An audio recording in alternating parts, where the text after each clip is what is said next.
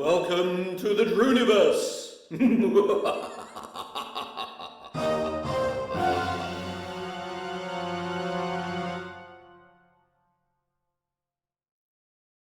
And I'm amazed to discover that Wintermute GB hasn't complained about loads of the intro this evening.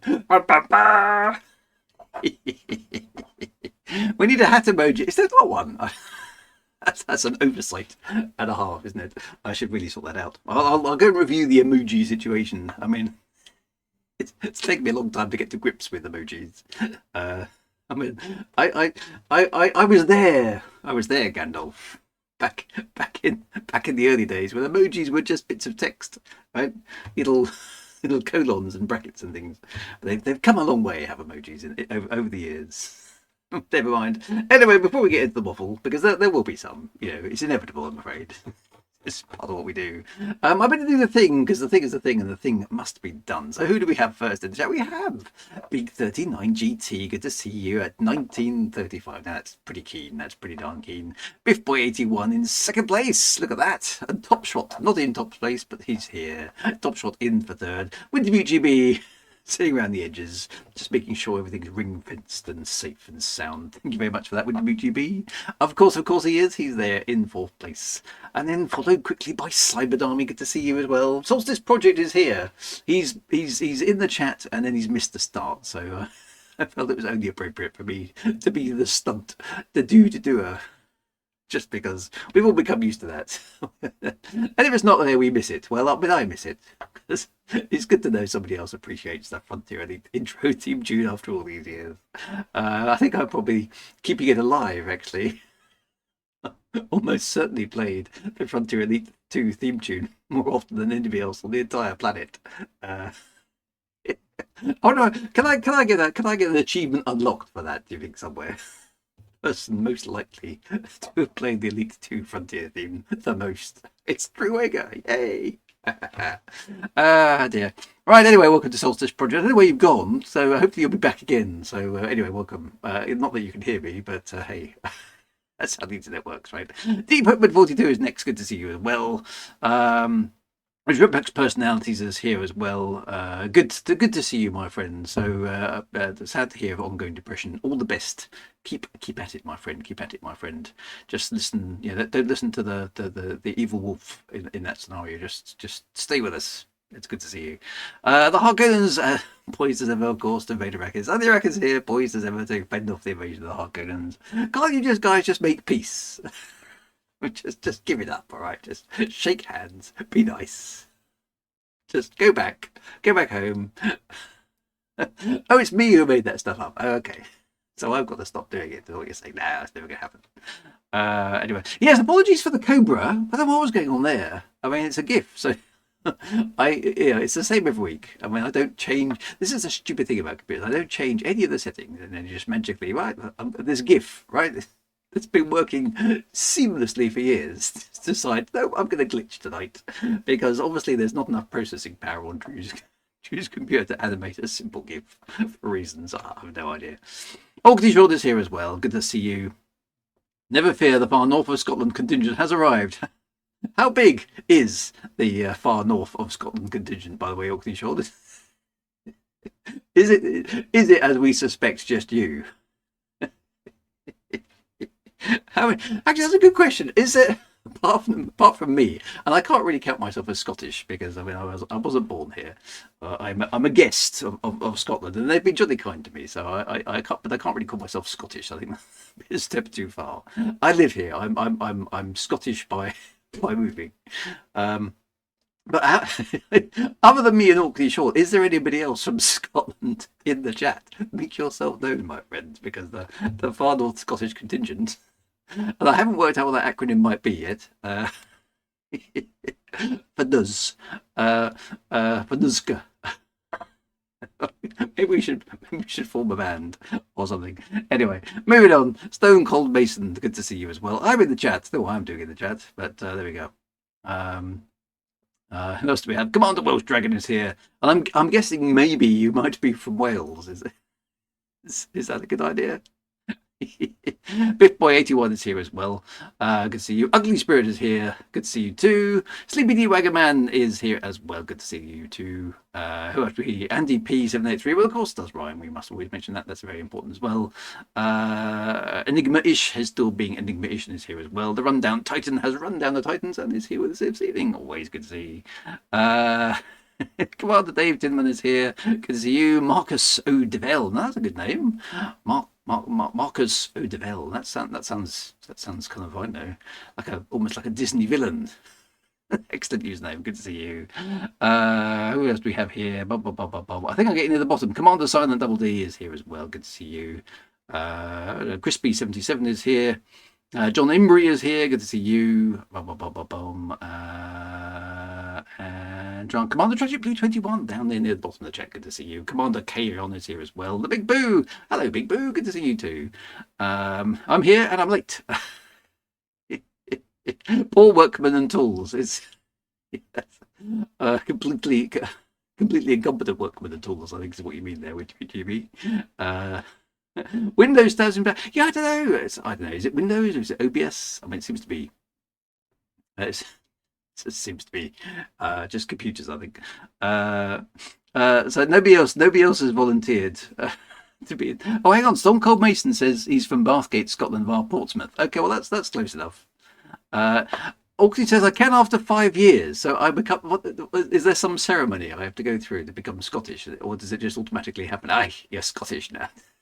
Do I have to do something? Do I have to wear a kilt? That's a scary thought, isn't it? Yeah, Scotting Canadian. Well, I'm not really English. You see, well, I suppose I am English by the fact I lived in England for a long time.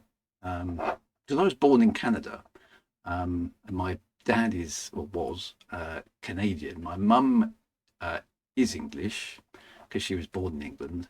I wasn't. I was born in Canada, so I've got dual nationality, and my passport is British. So I kind of I'm very confused. Does Ulster Scotch count? I'm not going to argue with it. Flyby Hunter's here as well. Good to see you. The Rundown Titan. I think I might have mentioned. Do the Scots greet you with gra interloper? No, the Scots sometimes greet me with things I don't actually understand, but they usually seem to be reasonably pleasant as well. But there we go. Barindy is from Scotty Botland, whoever that might be. Commander Vern is here as well. Automod. Oh, someone. Automod's here in the chat. Is complaining about something. There we go. Electro Ace is here as well. Commander Archangels is here as well. The Kazakh is here. Good to see you. Have I got down at the bottom of this yet? I think I have. There we go. Commander Ferren is here as well. Good to see you. You know you've made it when a genuine Scot buys you a drink. Oh, well, that's good. I mean, I haven't. Have I been bought a drink? I have been given a whiskey by a genuine Scotsman in his own house. Does that count? He didn't even have. I mean, technically he's bought the whiskey, right? So I've been at the bottom for years. I know. I'm working my way up, but no, it has to be a. Oh, it has to be a pup. Well, I've got a pup. I assume you mean a pub. I'm gonna have to find. I don't even know where my local pub is because I'm so far away from a pub. There must be one in my local town, but it's probably the closest one. That's like 6 miles away. So anyway, there we go. I think it's in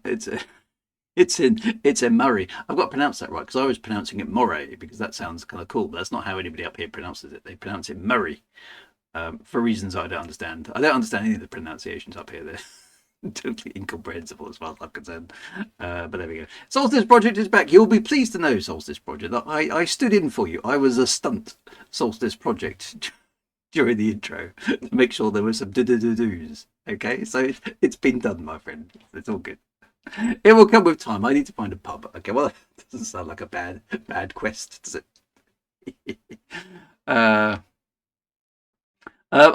I would say you need proof that he bought the bottle of whiskey first and that he hadn't been given it by. I don't think I can ask him that. Ugly Spirit, I think Autobot was complaining about my sounds bloody French comment. Yeah, I think it was. I don't know what that was all about. Murray like the mint. Yeah, Murray mint, not like the eel. Exactly. That's right. That's something along those lines. Anyway, we've done the thing that is the thing. Let's get on with the waffle because we need to move this stream into high gear, don't we? Here we go. Right. Onwards we go, my friend.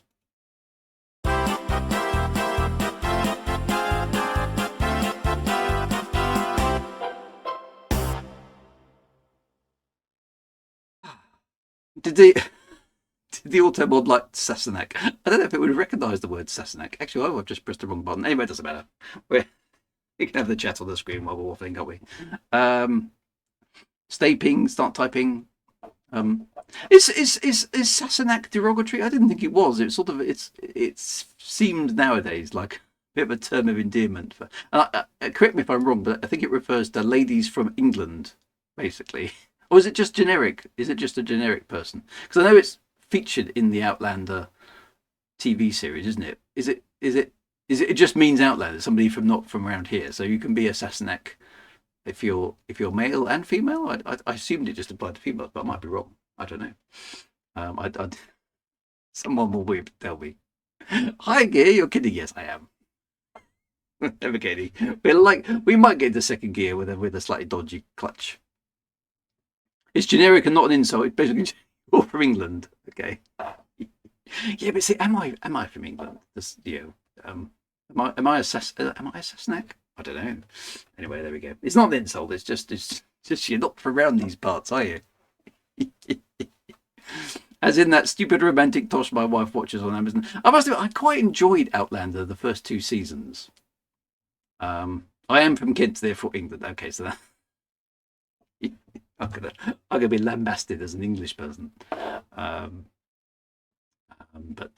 Glenn's here. Good to see you, Glenn. Good to see you. Thank you very much for popping in.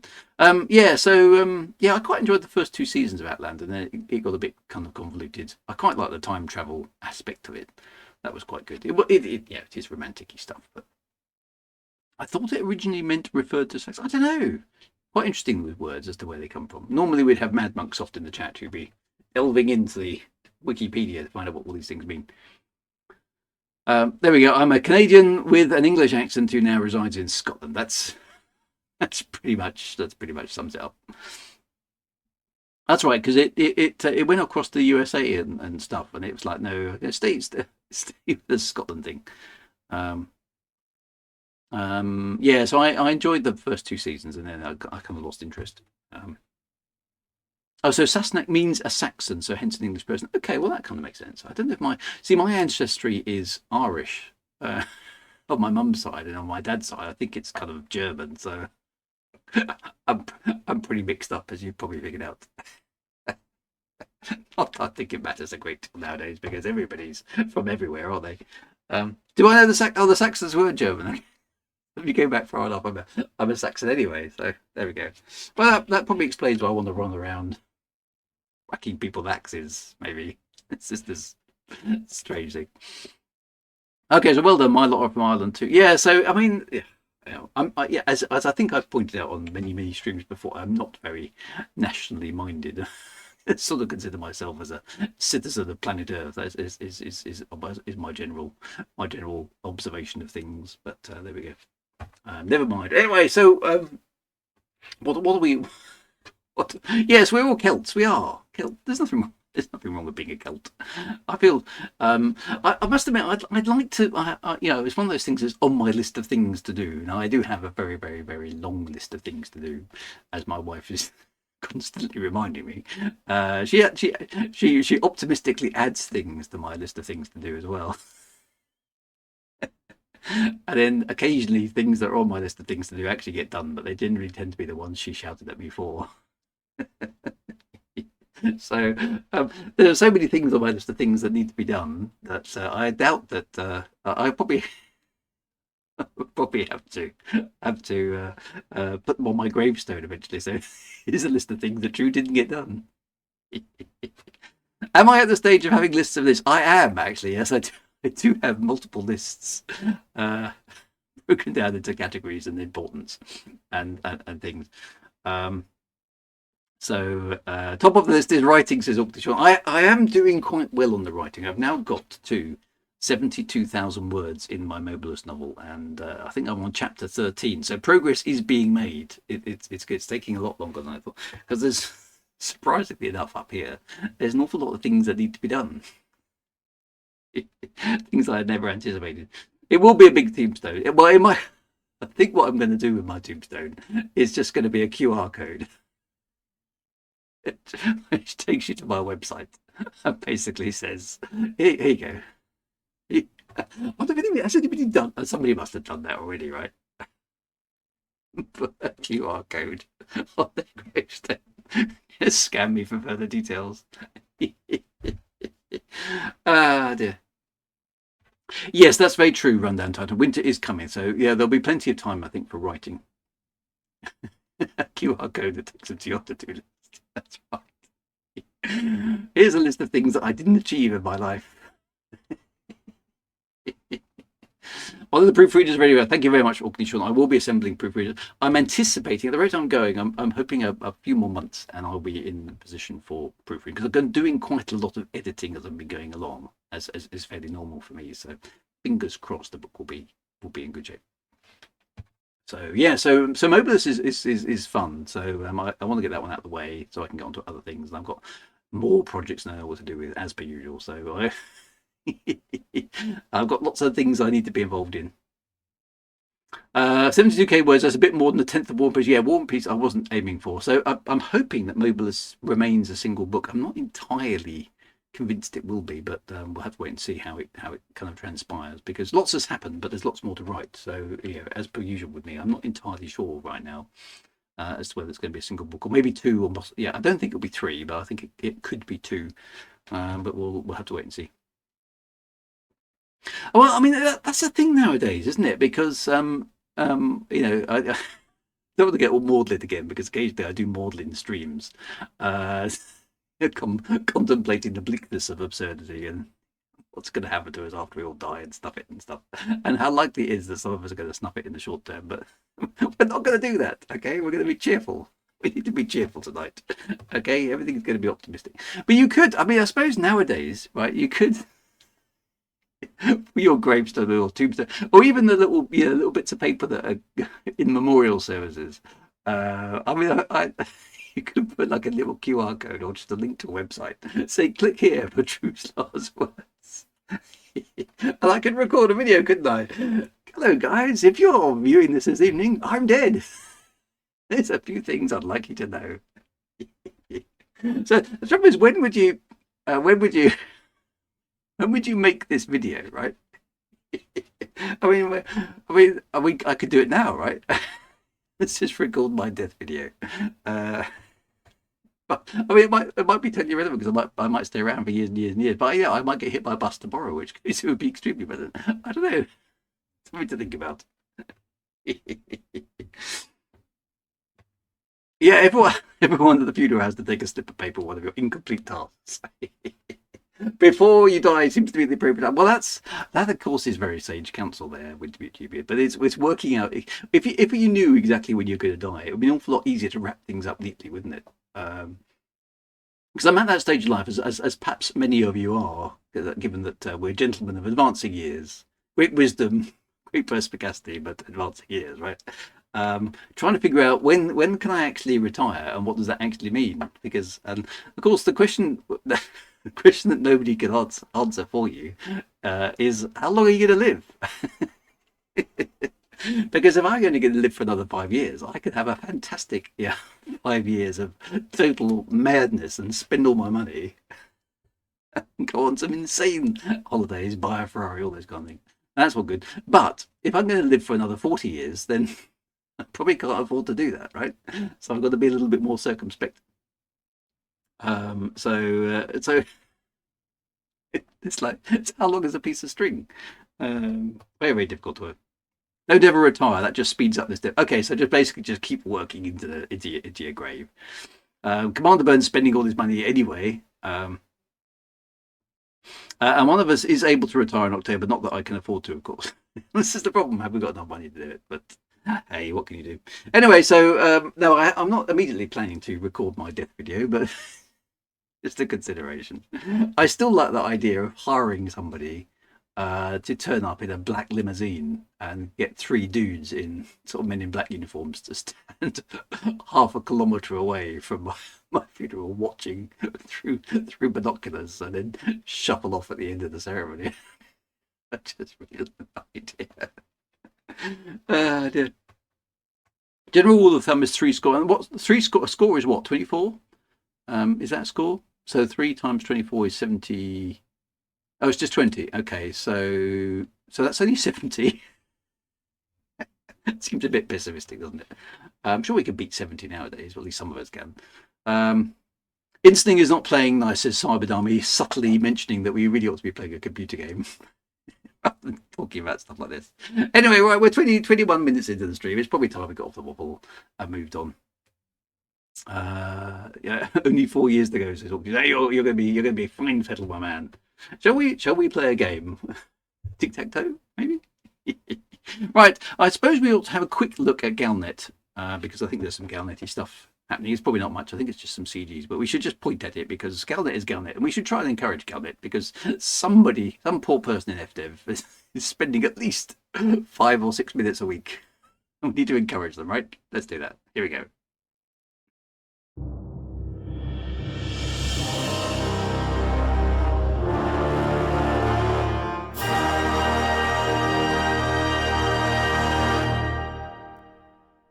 It's the really grandiose Galnet music. It's grabber time. Stop. It's grabber time. I think it is just the new CG, isn't it? It seems to be what we're doing. Let's have a look at what we've got here. So there was, what was there? When did I last week? Because I missed last week, didn't I? Because my son was up here. So that would have been, when was that? That would have been that week. So did I do this one? I think I did this one because this is basically everything is back to normal. All is good in the universe because the Thargoids have gone. Yay! Okay, so the battle at Beta 3 Takuni ends and the Empire declares victory. Excellent. Well, that's good news. We always like it when the Empire wins, right? Yeah, it's all good. I need to look at the colonization notes from a few weeks back and the full breakdown of FTEM's interim financials. That sounds like a really exciting stream. The conflict between Imperial forces and Archon Delaney in the Beta 3 Takuni system has concluded, with analysts confirming a clear victory for the Empire. Huzzah! The system became a flashpoint after Imperial intelligence launched an operation aimed at weakening Delaney's influence and driving the Mictian megaship from the region. Both sides called upon independent pilots to support their efforts, resulting in widespread clashes across the system. So classic CG stuff. Excellent. Supporters of the Empire successfully repelled Delaney's forces and dealt a severe blow to pirate operations in the system. Huzzah! Imperial intelligence, now there's an oxymoron, but we'll skip over that, claimed success in its objective to force the Mictian into retreat, though Delaney appears to have survived the assault. Well, he can't die, can he, because he's got plot armor. A spokesperson for Emperor Arissa Vigny-Deval praised the outcome.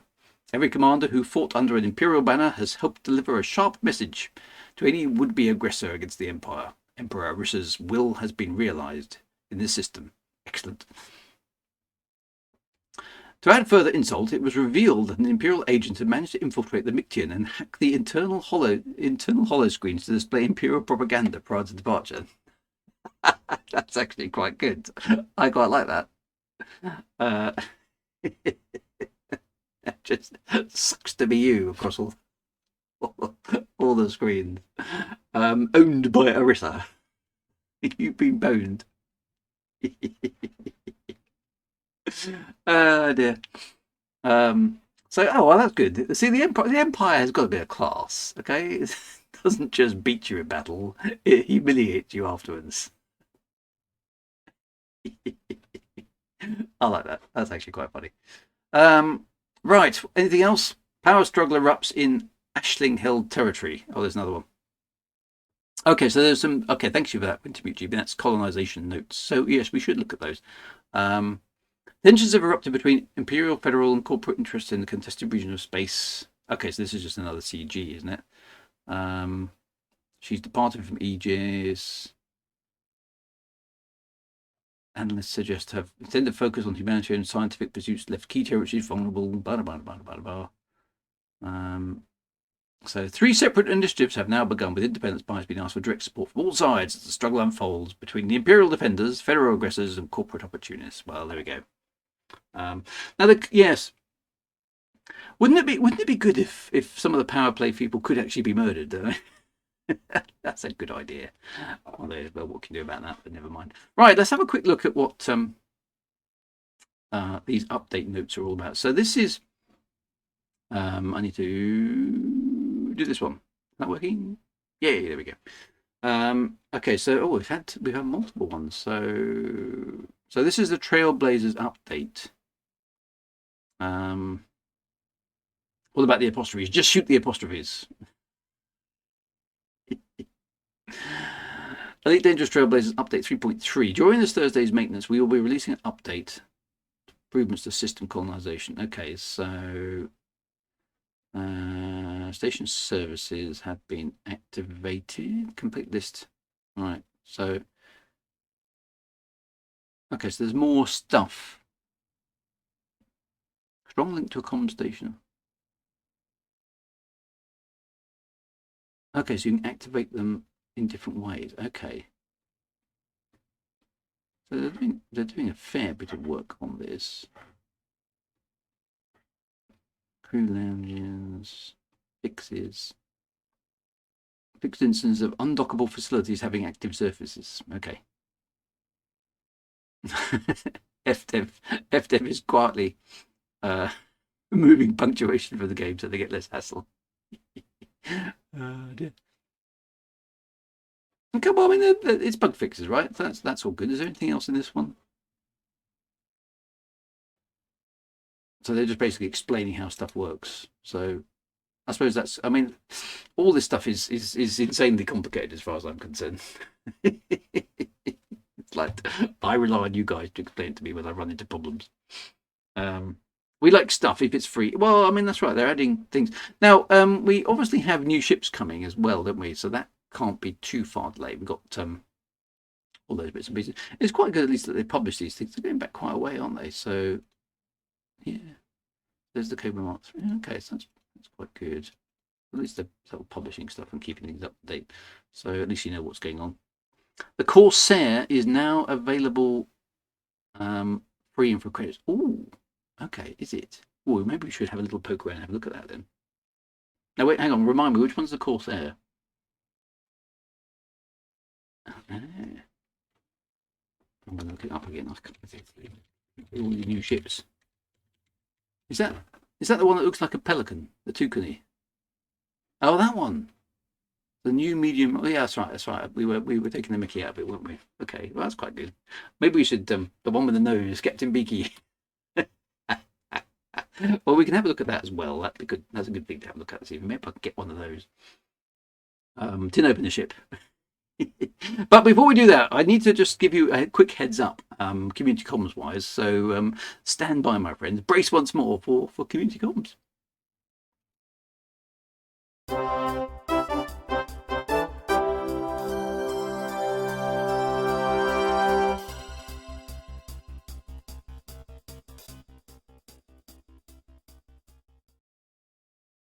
So, yes, a little bit of news. So, Wintermute GB is exactly on the case. Distant Worlds 3. So, actually, I should probably be showing this on the screen, shouldn't I? Because I can do this. Let me find the link, which I think I was sent on Twitter. Apologies for anything dodgy that Twitter shows in advance. Oh, I'm doing a talk. Anybody want to come along and you live in Scotland? Feel free. Right, here we go. So I got tagged in this by Eramus. Most of you will know Eramus. And what's quite good here is that registration for Distant Worlds 3 is now open. Okay, so you can sign up for it. They've produced quite a nice and obviously elite, dangerously looking website, which actually I thought was quite well done. So you can sign up to it. I have signed up. So if you want to sign up, then obviously there's no obligation to sign up. Basically, it means you're hoping to turn up and do some Distant World 3 things when it finally launches. As you can see, if we go through the website, how many players are signed up now? So it was about 800 the other week. Last time I looked, so it's actually, yeah, look at it going up. Okay, so it's from when I looked on Monday where it was about 800. It's now 1,200 players, so it's growing quite fast. Okay, yeah, which is good. So I have and the website is great. I mean, look at the way it works. It just it looks like the game. It's fantastic. So whoever's done this has done an amazing piece of work. I just like the way it works. It just looks great. So there's various other bits and pieces. Now, so you can sign up under your a username, which is effectively you, and then you can assign your pilots, your commanders, if you like, to your username, it's it's quite powerful in that kind of way. So there's a lot of care and attention being put into this to make it easy for players, rather than spamming lots and lots of forum posts and trying to manage Excel spreadsheet. It's all here. It's in the database. It's very, very cool. That's really, really good. Any expedition news will be posted here. There are going to be some official fleet carriers. There's a bunch of frequently asked questions about, okay, well, what do I do? What do I bring? What am I allowed to do? What am I not allowed to do? All those kind of questions. Where's it going to be? What's happening? Etc. Etc. Etc. So FAQs have been thought out quite well. You can look up people. I don't know if I've been approved actually. So let's see. Let's see if they've put me. Drew Wagar, there he is. I have been approved, and I'm taking my Mandalay du Moria along with me. So yeah, there's me. I'm in. And I've been officially approved, which is nice. So that's good. There is a Discord if that's your poison for for finding stuff out, so you can get into that as well. And various other pieces. Now there is another piece here called The Story So Far. Okay. This is just some text that Andrew Gaspar has been putting together, which is basically trying to frame a little bit of a narrative around why is there a Distant World 3 expedition and what might be happening throughout that kind of thing. There is more interesting stuff to come here. Now, I've actually been chatting to the Distant World 3 organisers earlier this week, and they've got some very exciting stuff that they want to demo on a live stream. So I've been working with them so that we can demo that capability, and we'll be doing it on my stream. So they very kindly asked me to kind of host them as they explain and demo some of the upcoming Distant Worlds 3 stuff. So you won't want to miss that. I haven't worked out exactly when that's going to be, but it's going to be relatively soon. So stay tuned. We've got some quite exciting things to demonstrate to you. And I think if you know me and my previous involvement of with Elite and some of the things I've tried to do in the past, we've got some stuff coming that I think you're going to find quite exciting. So it's going to be in game, and it's going to be story based, and it's going to have stuff that's interlaced with Distant Worlds 3. So there's a bunch of continuing ongoing stuff that's coming, but we have got some demo material coming, and I'm going to get the Distant Worlds 3 team, or at least some of them, onto the stream so that we can run a live demo of it and talk you through what you're going to be able to do. Where is the sign up? It is, if you go to literally here, it is distantworlds3.space. I mean, it's the perfect URL. Let me dump that in the chat so you've got it. So if you want to come along to Distant Worlds 3, it's 6 months away right now, so there's plenty of time for you to get organised. And you've got, you can sign up and decide all sorts of things that you're going to be doing and various other bits and pieces. There are some very cool enhancements that these guys have built. Now, there's some smart developers behind this, not just behind the website. And this is a bit of a tease for you, but hey. There's some very smart developers that not only have built this website, they've built some stuff that uses the logs in your instance of Elite Dangerous to provide you with some additional content. I'm not going to give you any more than that at the moment, but So that would be quite good. Windermute says, in all seriousness, Drew, if we get a large amount of views, it may be wise to give the Discord mods Twitch mod access as well. Okay, so yes, I'll have a look into some of those various other bits and pieces there as well. So time to put the dog in kennels, definitely.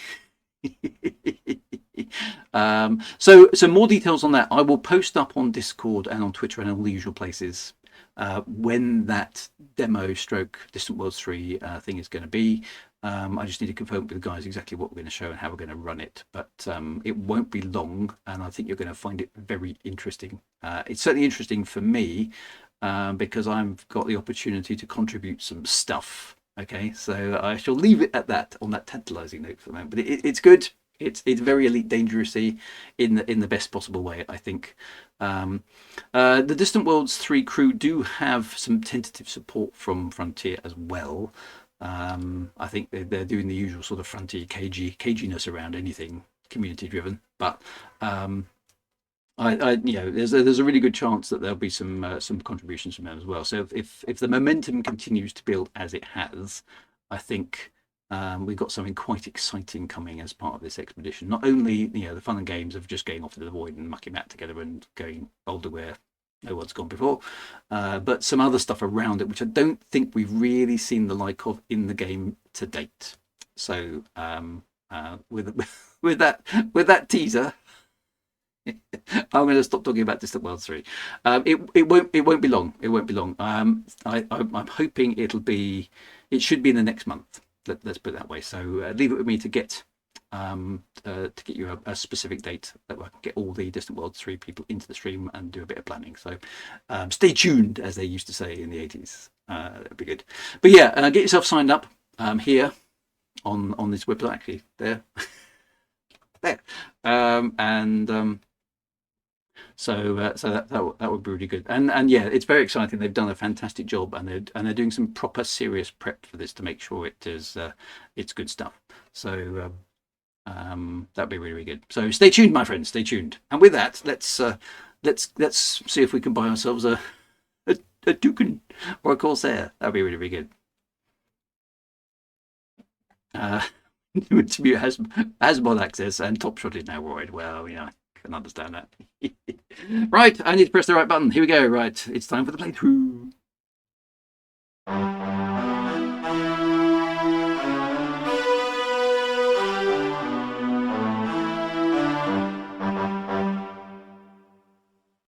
Right, so we're back in the game now. If you do, as per ever, want to join me in game, then you can join the Drew Wagar private group. Easy enough to join that. Just search for Commander Drew Wagar and click that button, and you should be able to join me in my private group. Now I'm here in my home system of Eulexia by the look of it. But I should probably jump in my ship. Now, I suppose the easiest way for me to and then shoot it. Thanks.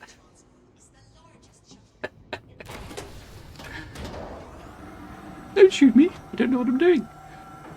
Where do we need to go, and what ship do we need? Right. Well, I think there's a couple of things I do want to do.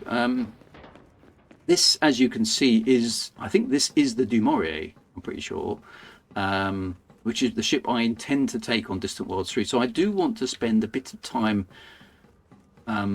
double checking this ship to make sure it is a Du Maurier, isn't it? Doesn't it say Du Maurier? Yeah, the Du Maurier up there. I do want to spend a bit of time checking that this ship is actually ready to go, if that makes sense. So I'm quite interested in you guys critiquing my build. If I show you what I've got, because I think I've done a reasonable job on this ship, but you guys know better than me, right? I think we'll head to Shinatra Desra to get the new Corsair ship. It's crap, says Woody. Thanks. You need the ship. Yeah, okay. The yellow barrels. Well, yeah. So ship kits and stuff. I think I might have a look at, because obviously you've got to. Yeah, this is the ship I'm going to be in. If Distant Worlds 3 is like any of the other trips, it's going to be months flying just this ship, right? So it does need to look the part, and it needs to be ready. So let me have a look at the loadout here. And just tell me what you think. Before we do that, let me give me my overall specs, because where is it?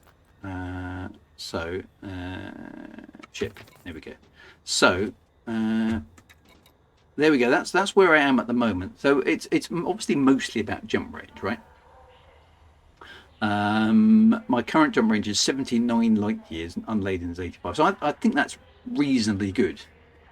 The FSD version 1 engineered with Titan drive component is a must. Okay, so a SCO. So this has got a SCO capable drive, but I don't know what else it's got. I don't know whatever else is in there. So I mean, the jump range is pretty good. I need a good jump range in my exploration ships, not because I'm just trying to show off, but because I've got limited time to play the game during the week. I need a ship that can get to the next waypoint quite fast, right? Okay, so FSD V1 engineered with Titan drive component is a must. Okay, so there's that. Basically, I've got to do some Thargoidy stuff at some point to improve that. Okay, so let me go to outfitting then. So tell me about that. So at the moment, right, hard points, none whatsoever. I don't know whether is it worth me taking any kind of hard points. I mean, maybe mining. I mean, oh, it's an unlockable thing. Okay, so do I have to do some quests and stuff? Okay, I mean, you might have talked me through that one at some point. Is it worth me taking any kind of hard point on an exploration ship? I kind of think it's a bit pointless because I'm unlikely to be doing any mining. It's just weight, and there's nothing I can put on the ship that's going to make me a fearsome combat pilot. Anyway, so it's like, because if anyone does decide to shoot me, I'm going to be toast anyway, because I can't run a big shield or anything like that, right? I've got 2 lasers, says Top Shot, just in case I need to charge up some Guardian stuff or something. Okay, so I suppose that makes sense. You're just doing a very small amount of multi-purposeness, aren't you? In terms of utility mounts, I haven't used those either at the moment. Core internals, so unsurprisingly, I've got lightweight alloy. I've got a 3A power plant, which I have engineered for some stuff. So Wintermute agrees with Top Shot as well.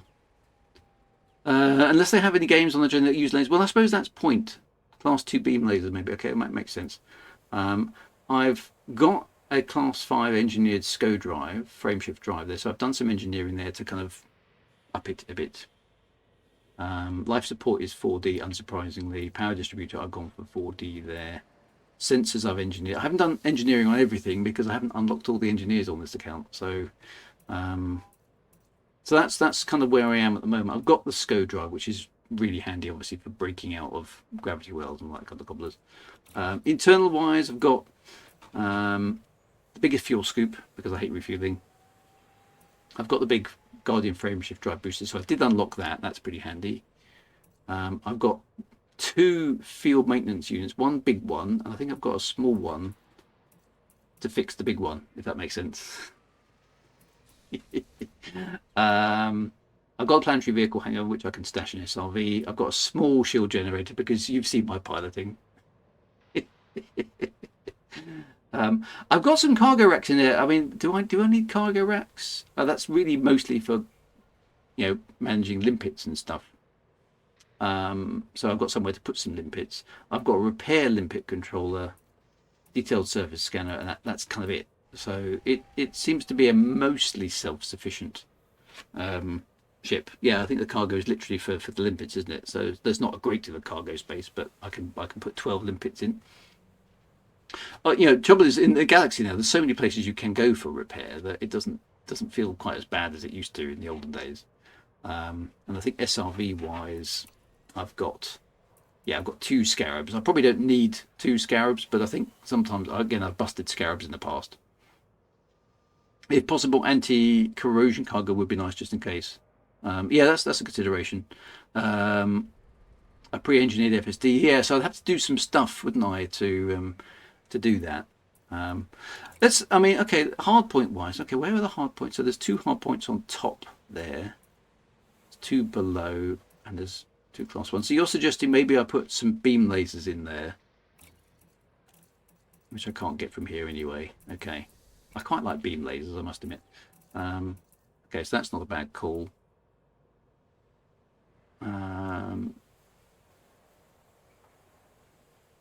Okay, Cyber Diplomacy is not going to bring AMFUs on DW3. Good support from the fleet carriers. Yeah, I suppose that's true because there's going to be so much opportunity. I kind of like the idea of being self-sufficient. I quite like the little role play of landing on a planet and then just fixing my own ship a little bit. So yeah, but if I have any kind of major hull repairs like canopies and stuff, then I suppose that I'll have to go and dock with a fleet carrier anyway. But it's so much easier nowadays than it used to be in the good old days. Don't you remember? I mean, just the world's one. I don't think we even had AMFUs as far as I can recall. I can't remember. Okay, so for modules, also consider a pulse wave analyzer and a heatsink. Yeah, see, I must admit, the problem with my heat sinks is I can never get around to triggering the damn thing as fast as possible. I tend to sort of ride out the heat problems. Yeah, and the AMFUs, I have them powered down by default. I think I'm right in saying I've got them powered down by default. Yeah, so I keep them switched off, and I only switch them on when I'm on the planet's surface. Okay, so you will need corrosion-resistant racks for the previous day. Okay, so and yeah, so I think I'm kind of reasonably okay in my build. I quite like the idea of getting some beam lasers. So when we pop across the Tionisla Desert, I'll pick up some beam lasers. That's a good call. Now, in terms of livery, I don't think I've bought anything for the Mandalay, so I haven't got many Arxes at the moment. But I suppose I should.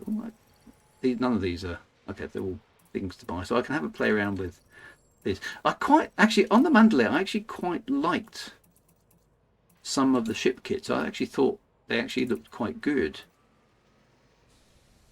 So that's with nothing, and then you've got these ones which sort of cover the. So that actually looks quite good.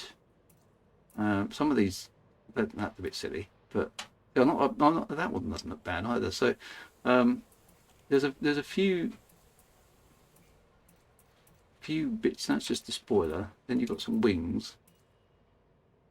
So that gives you kind of an X-wing almost look. So I actually think these ones are quite tasteful. You've got little winglets there. So I might have to. Is it all the same pack? Mandalay Quest. I see that one's quite nice. That gives you kind of like a Crate Mark II look to it. West ship for the win. Yeah, see that's quite nice. I quite like that one though. Which one's that? Ace ship wings. Thunderwing. Okay, so you've got to buy 3 different things. How much are they, by the way? 10,000. Jeez. Everything's so expensive nowadays. So that's the default ship. Then you can add a nose to it, and I don't really like that. Quest. Like that.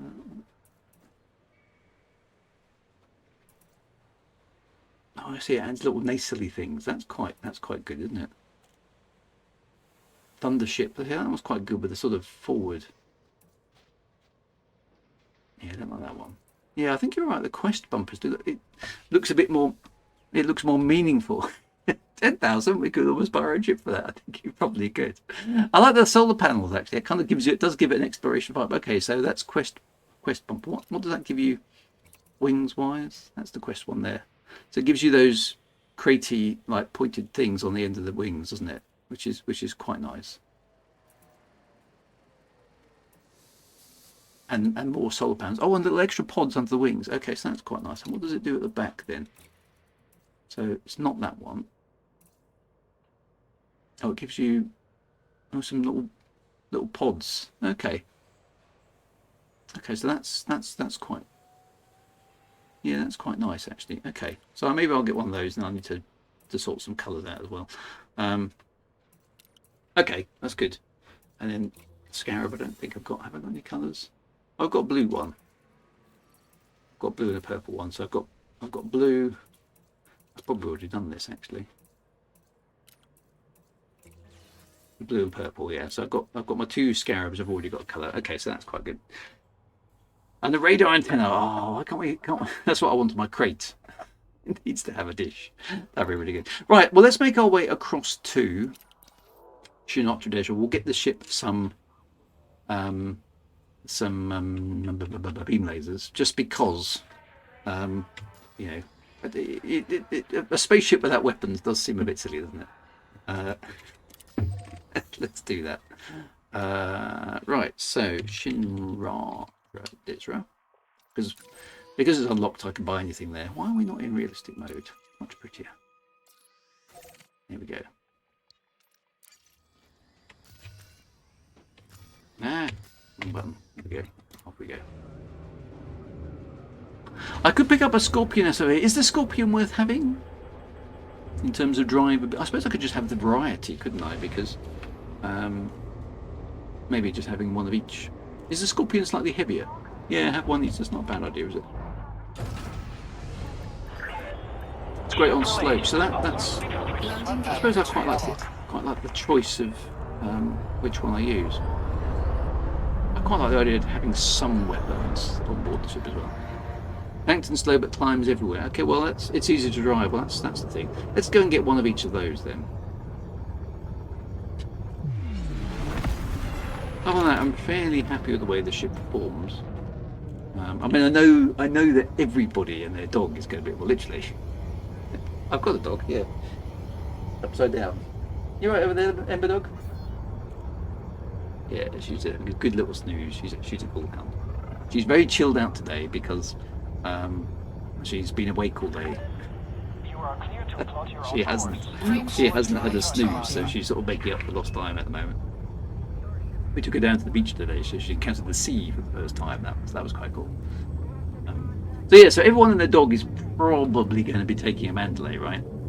But you know, it's probably the best suited exploration ship in the game. So some of us like me will basically going, yay, let's just take the Mandalay because it's the best ship in the game for that job, right? And then lots of other players will be going, no, don't take the Mandalay because everybody else is taking the Mandalay. So I get that as well. Sometimes it's nice to be different.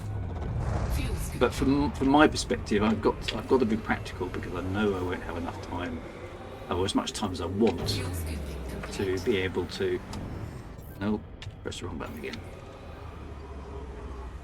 To fly around. So I need a ship that can get me to the waypoints nice and fast.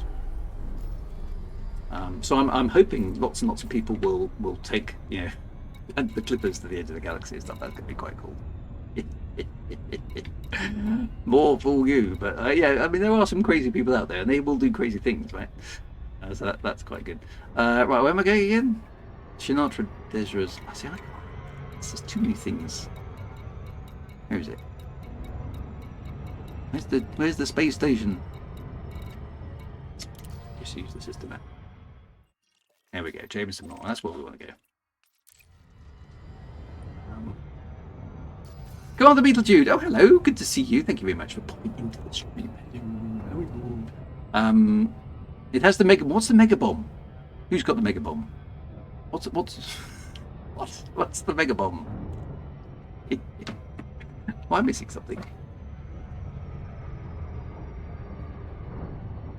Oh, is this about the Scorpion? It's got a bomb, has it? Has it got a bomb?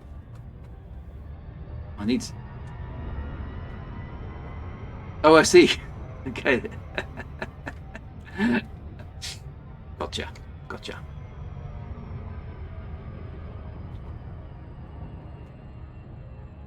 Bum, bum, bum, bum, bum, bum, bum, bum, bum. I'm too close to using the SCO drive. I need to practice using the SCO drive. I'm absolutely rubbish at it. Beep, bloop. I can hear the sound effects. It was a thing in the OG Elite. Well, I'm still confused. I'm gonna have to get a Scorpion then. Okay.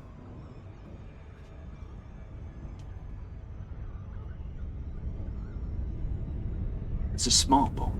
Okay. Well, let me get one. I'll leave my trusty Mandalay here.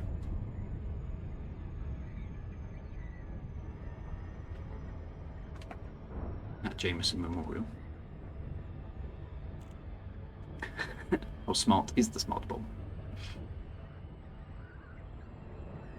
Ah, well, the energy bomb in Elite.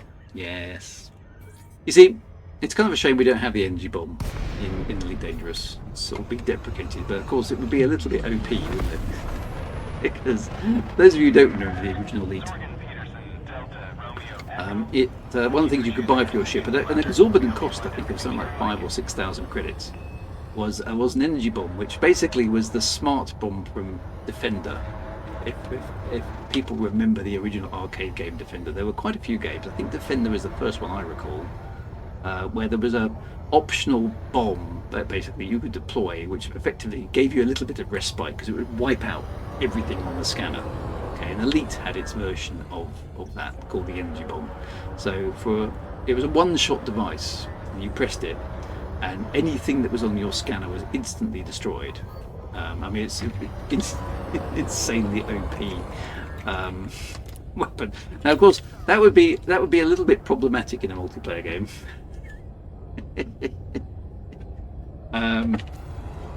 So it was wisely left out of Elite Dangerous. So I don't know if there's any. Actually, I can't remember if there's any law about what happened to the energy bomb, because presumably it was. I don't know. Maybe it was banned by some sort of treaty or something. Yeah, imagine the carnage. That would be awesome if the energy bomb still existed. Yes, alas, it does not. You could have an awful lot of fun with the original Elite with the energy bomb. I remember my trusties at Spectrum trying to get as many ships on the screen as possible before I deployed the energy bomb. I was into genocide at a very young age. Oh dear, I do. Yeah, that's what those computer games did for you. I remember playing the original Elite, and my mum or my dad, I can't remember which one it was, came into my room. So what are you playing? Oh, I'm playing this computer game called Elite. Oh, that's nice. Is it about spaceships, perchance? Yes, it's all about spaceships. So what are you doing? I'm smuggling drugs, and the police are after me. Oh, that's good.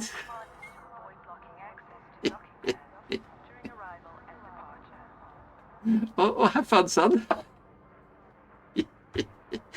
Dear. Things we got away with. So yeah, it would be excellent in CZs, wouldn't it? Boom, insta win button. That would be really good. And it's possibly one of the nice things we mustn't have, like the Q. Now the Q bomb, I think you could almost get away, because for those of you who don't know what the Q bomb is, the Q bomb is something that was put in Olite, which is the fan remake of the original Elite. I'm not sure if the energy bomb exists in. It might exist in vanilla Olite, but I've got a feeling it was removed in favour of the Q bomb. Now the Q bomb is still quite an OP weapon. But the neat thing about the Q bomb is it is something you could avoid by skillful flying.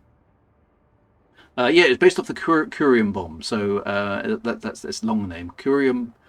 I wrote a story about it, but I can't remember the entire abbreviation. You'll have to go and look it up. Yeah, the Q bomb was basically your ship would emit you dropped like a mine thing, and after a certain number of seconds, there would be this explosive sphere of death, basically, and that sphere would expand to a certain radius and then fade away. Now, if your ship was within the expanding sphere or got touched by the expanding sphere, it would explode no matter what shields you had. Okay, so it was in a sense the same as the energy bomb there. But if you were fast enough, you could outrun the effect of the Q bomb. Okay, so if you had a fast ship, you could and you saw the detonation in enough time, you could get away from the Q bomb. The neat thing about the Q bomb was that if the leading edge of the sphere hit another ship, that ship would also blow up, and it would generate another Q bomb sphere. So you could get this kind of distorted shape of all these things blowing up, and you could actually be trapped inside an expanding sphere of Q bombs. If you were really, really unlucky and other ships around you got caught.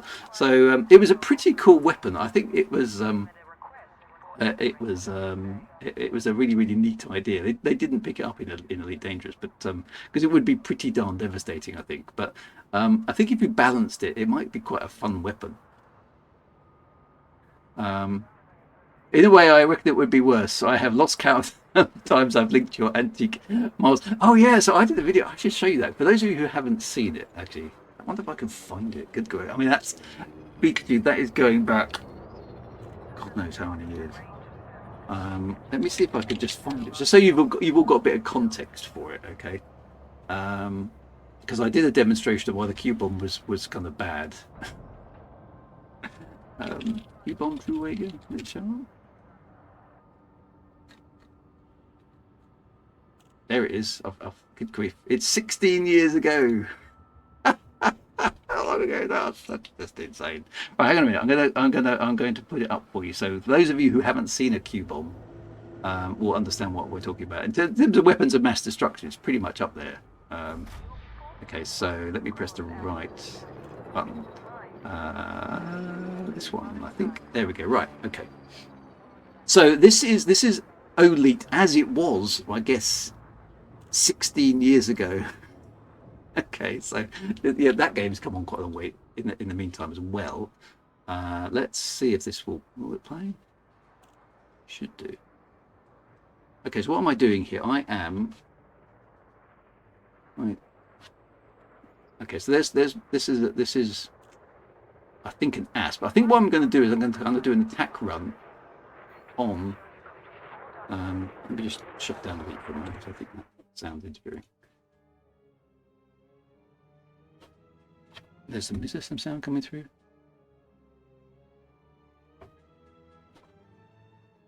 Yeah, there we go. Okay, so this is an asp, I think, based on the original Elite asp, and I'm going to do an attack run on the Tionisla Orbital Graveyard, which of course in the Olite does exist, right?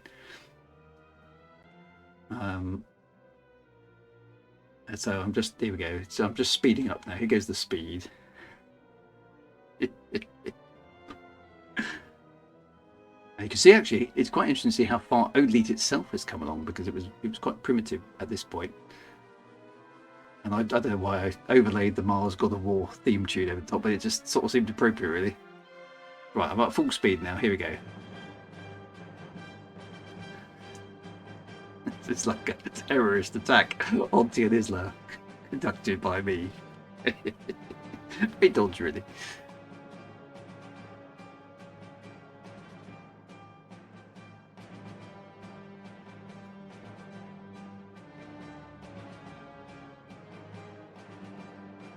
Right, something coming into sight. So I think this is the Tionisla Orbital Graveyard ahead. You'll see why it appears on the scanner. For those of you who know how the original Elite Dangerous scanner works.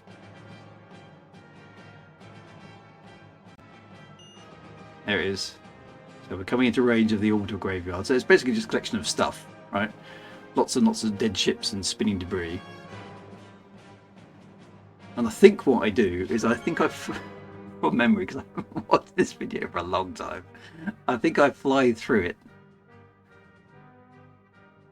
Ah, Mr. Warpath is raiding with a party of 68. Excellent, thank you very much for the raid.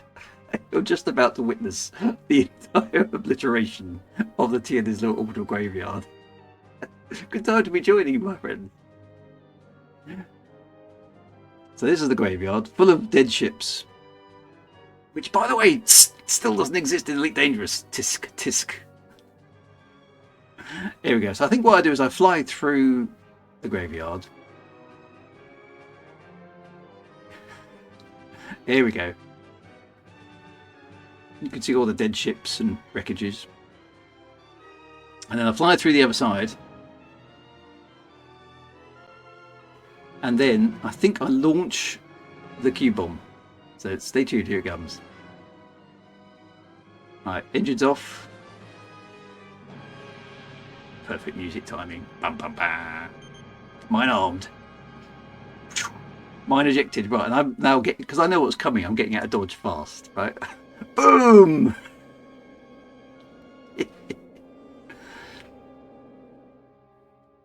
And every thing that the original sphere touches generates a new bomb.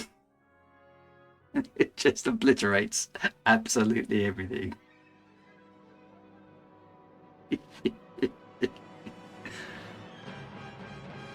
Bah, bah, bah, bah.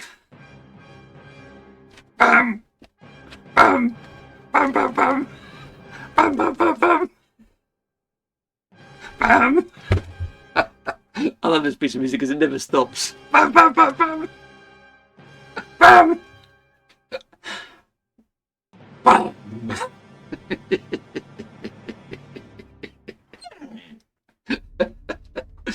Ah dear. Anyway, that's enough of that. Yeah, so I've been arrested for vandalism. But anyway, so that I am a monster. Yes, I am.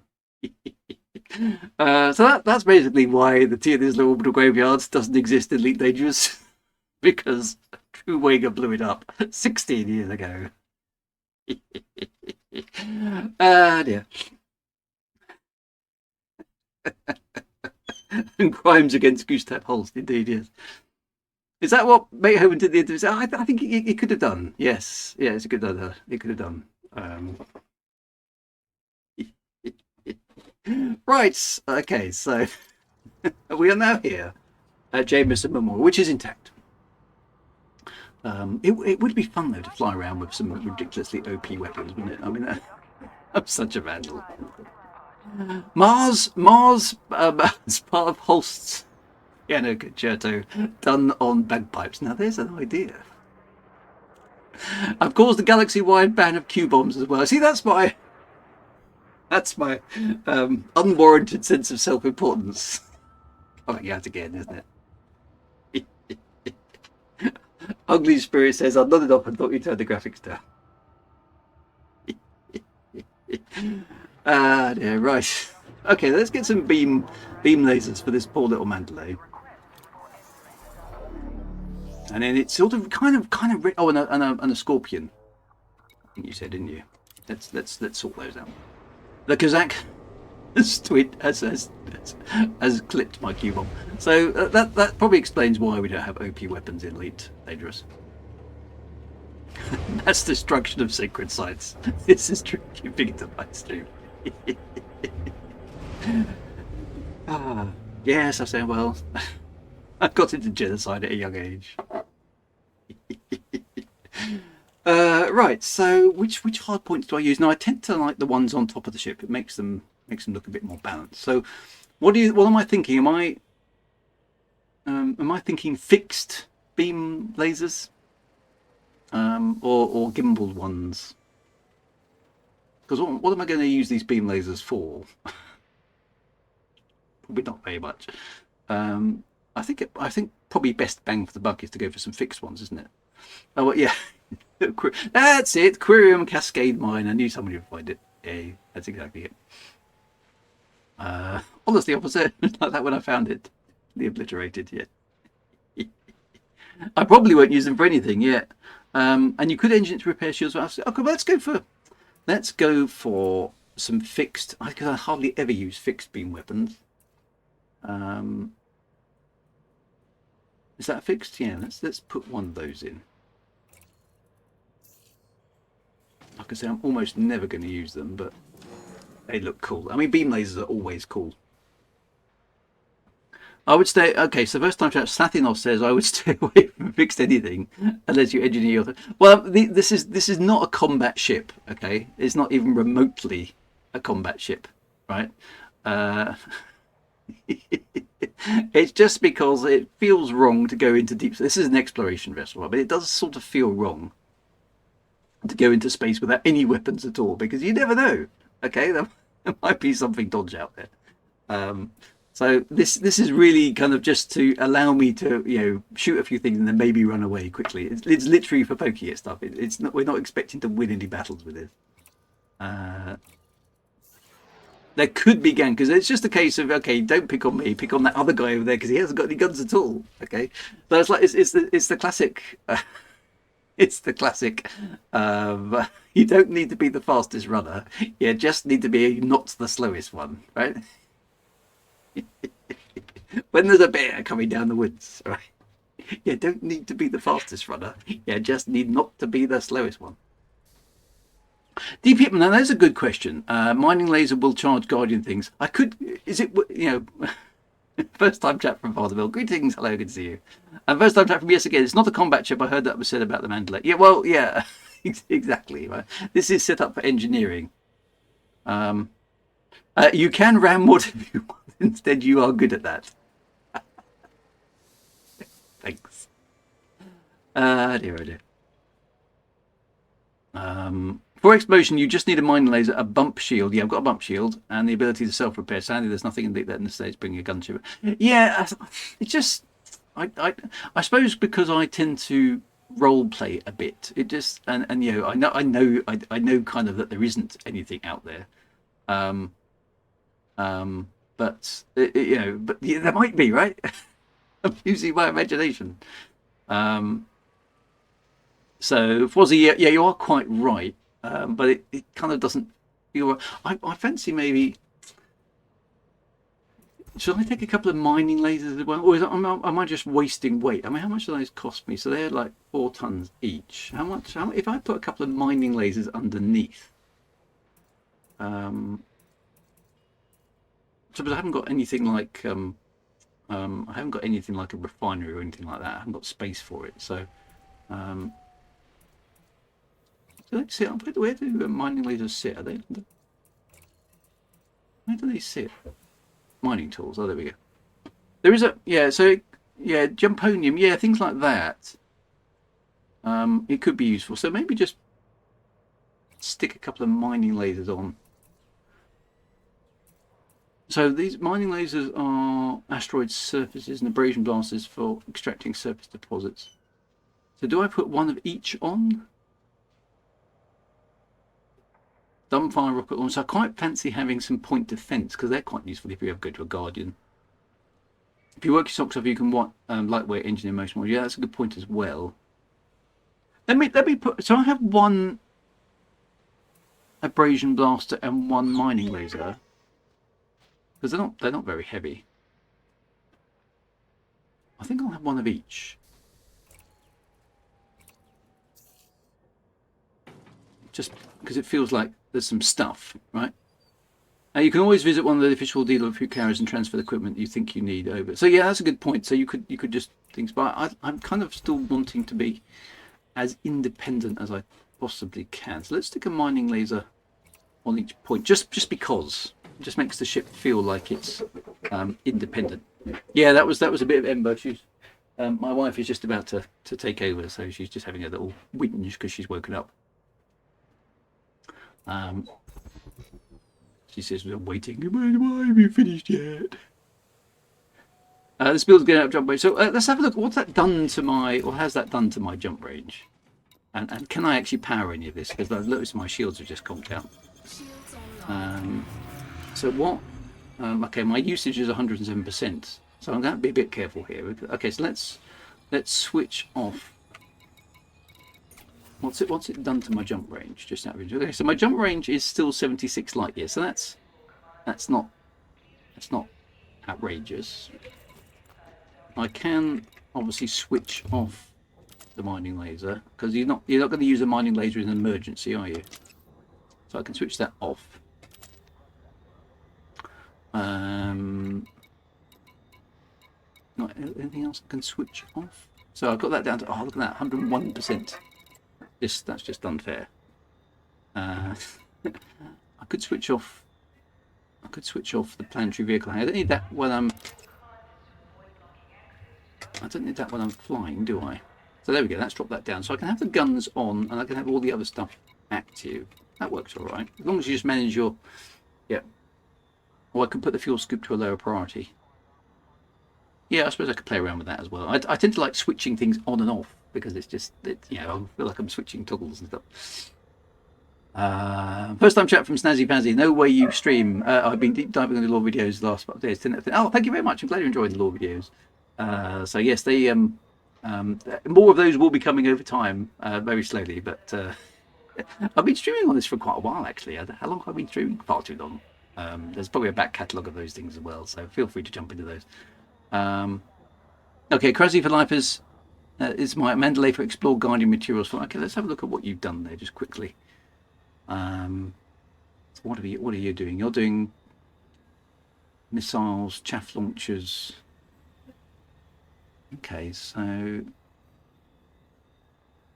normally use Coriolis here, but what sort of jump range have you got? Okay, you've got quite a lot of stuff. Okay, there's the spats over there. Jump range, jump range. Where's the jump range?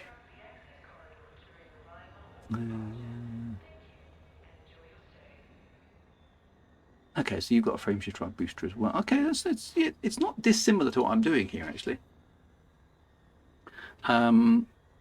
Guardian power distribution. See, I haven't unlocked that sort of stuff. I can turn off life support. Can I now?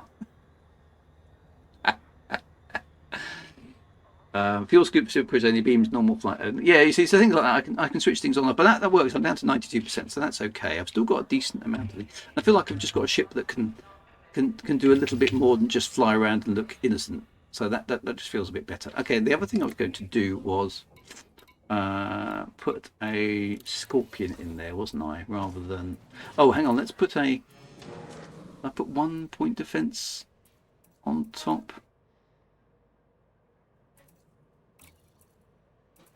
I can probably get away with point defense. Just I like point defense turrets. How much do they weigh? Anything? I feel like I should have 2, just to balance the ship out.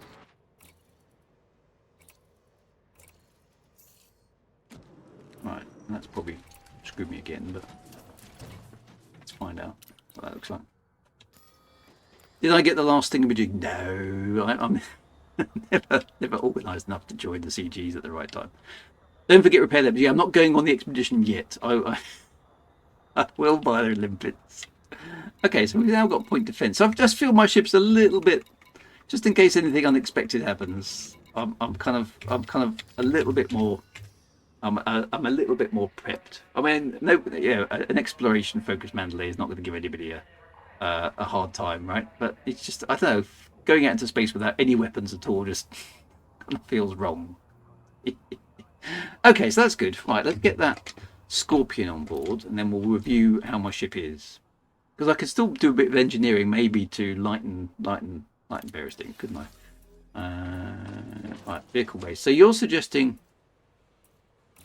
I don't have the Scarab, I have the Scorpion instead. Okay, which is quite a lot heavier. Okay, fair enough. Have I got any liveries for a Scorpion? Probably not. No, I'm gonna have to buy a paint job from a Scorpion. But anyway, I can do that at some point. Okay, so I've got one of each of those. Right, so that's kind of everything. What's that done to my jump range? It was 80. It's now down to 76. That's not bad, really. I've lost 4 light years. So is the bar equipped? So I've got 76 light years of jump range, down from 79. So I only lost 3 light years with all that kit I've just put on the ship. That feels all right. That feels all right. I don't think I'm going to miss that too much. And I can always do that crazy neutron boost thing, which requires some. I don't think I've got lightweight engineer unlocked. Which engineer is that? Off the top of my head, I don't know. Where's the engineering? Let's find out what I've got, because I can always do a bit of that in advance. That's how far I've got down, because I concentrated on distance and frame shift drives and stuff, obviously. So how far down have you got to get? It aggravates me how good the Mandalay is. Yeah, but for players like me, that's a godsend. I won't forget to buy a beaky. No, we've got to do that. We've got to do that next. So there's ones here that I haven't even had a are these the on foot ones, aren't they? So I haven't got defensive limpets, Marsha Hicks, fuel scoops. So where is lasers? Brood Tarquin for beam lasers. Brood Tarquin.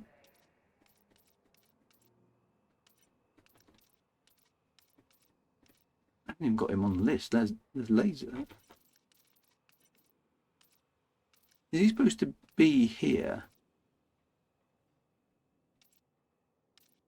I haven't even got him on the list. The dweller would. I think there's a dweller. Okay, so. Oh, maybe I can pop over there. Okay. So I can go to him. I've got grade 4 access to him. So Okay, so that's, yeah, that's a start, isn't it? Okay, let's ride a Hiratani. Okay, so I haven't unlocked Hiratani. Where's she? Liz Rider. Have I done Liz Rider? No. Okay, so I've got. Oh, there's Liz Rider. Okay, so so I've got like crazy amounts of unlocking to do. That's the problem. I haven't got time to do that. Even with 6 months' notice, I probably haven't got time to do that. So yeah, I'll okay. Well, maybe we'll do. Maybe we'll go and visit the Dweller just to see if we can do anything with the lasers. Mind you, getting the double engineered FSD might be better. Well, yeah. So maybe in another evening we can go through that one and see what that looks like. That might be quite good. Right. Okay. Well, that is my Mandalay in a reasonable sort of spot. Okay. So let's go and have a look at the Corsair, shall we? Because a new ship, which we haven't tried yet, and it's the Corsair is what multi-role. So that's quite cool. Okay. So let's go and have a look now. Let me just pop up my Inara profile because I want to make sure I get the ships, because I forget, because I'm old, what I've got. Let me just log into my Inara. Right, here we go. So let me just take you back to this. This is me in Inara. So I have oh, look at what a Sidewinder. Right, so here's my ship, right? Dida Suicide. What did I use that for? What? Suicide Winder. So my ships then. I've got my original ship. This is my original Pledge Elite Dangerous Kickstarter Award ship that I got right from the beginning, the Robert Holdstock, which is my trusty Cobra Mark III, which I don't think I've flown for quite a while. Then I've got the Carl Sagan, which was my original. That's my Distant Worlds 2 exploration ship that went with me all the way to Distant Worlds and back. Okay, so the Titan drive is a huge boost. Okay, so that's definitely worth getting. So that's DW002. Then I had DW003, which is Salome's Reclamation, which is my Python Mark II, which was my kind of definitive QPU PvE ship, just going around murdering things. That's my murder boat. That was quite good. Then I eventually kind of my end game ship originally was the Cutter. So that was Kiri's Memory, which is a character from one of my other books. So that's my kind of I suppose a multi-purpose ship. It can do a bit of everything, but it's not very much fun to fly the Cutter because it's so damn slow at turning around. So I don't really like it to fly that ship. Then I bought a Type 8 transporter, and we called it the Maple Syrup because it was, I mean, it's an industrial ship. That's what it does. So we call that one the Maple Syrup.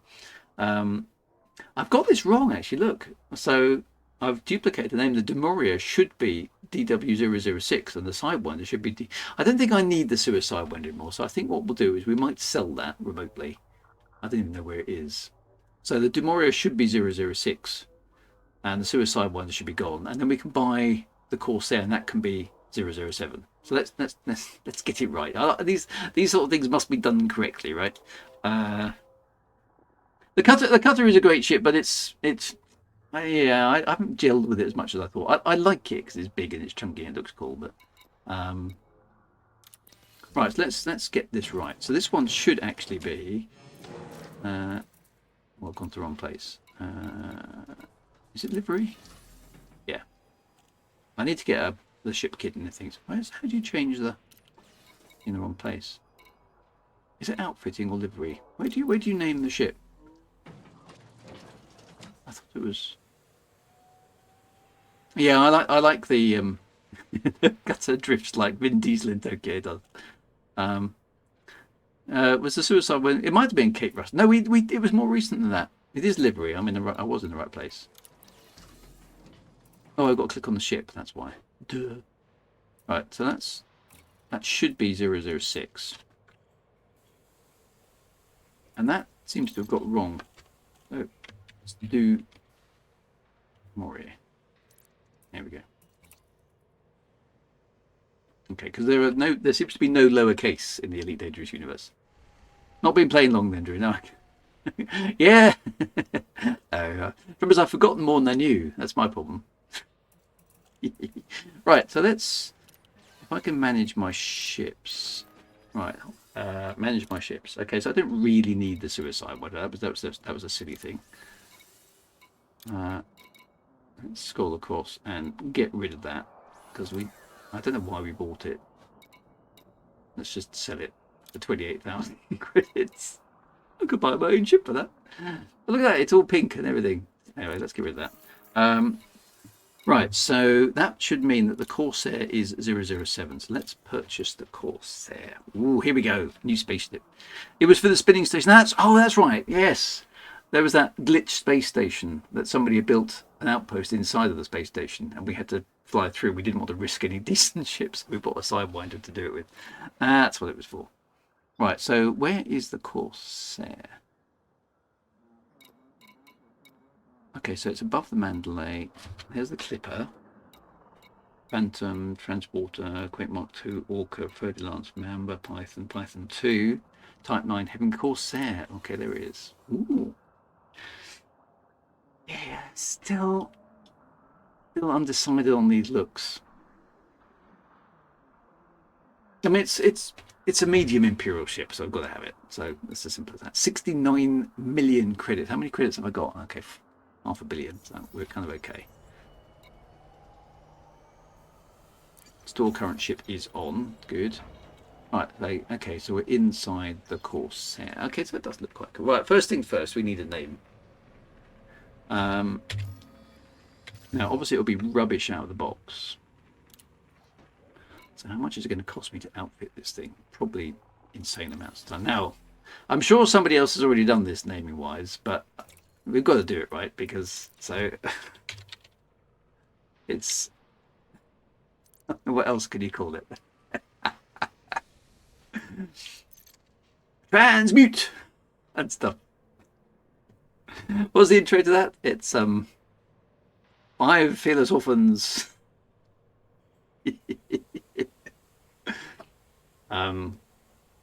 Protecting Earth from attack from alien galaxies from beyond space, or something. For those of you, actually, some of you may not know this. Are there people on the chat who don't know what I'm talking about at this stage?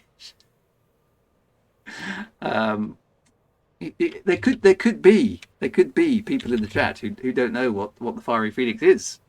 I feel it's only beholden on me to explain what the Fiery Phoenix actually is. The Battle of the Planets. So Battle of the Planets is a UK/US version of a a Japanese show called what's the original one called? Oh God. Gacha Man? Gacha something? Gacha, was it Gacha Man? Anyway, kind of early anime-ish type stuff from the basically late 70s, I think. Let me show you the intro. And now this was a pretty cool show, in its time, right?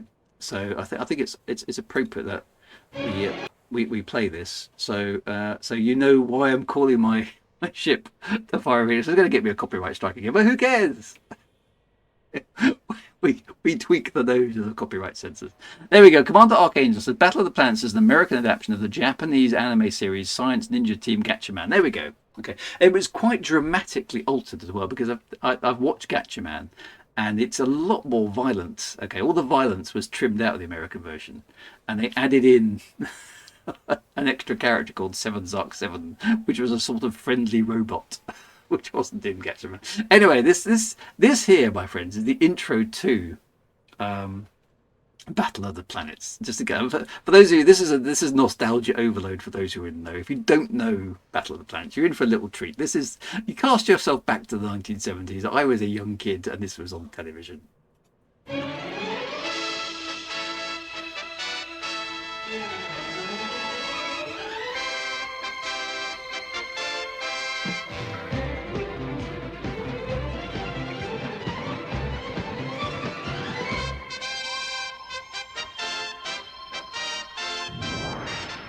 Battle of the Planets. G-Force. 5 incredible young people with superpowers. And watching over them from Center Neptune, 7 Zark 7. Watching, warning against surprise attack by alien galaxies from beyond space. What?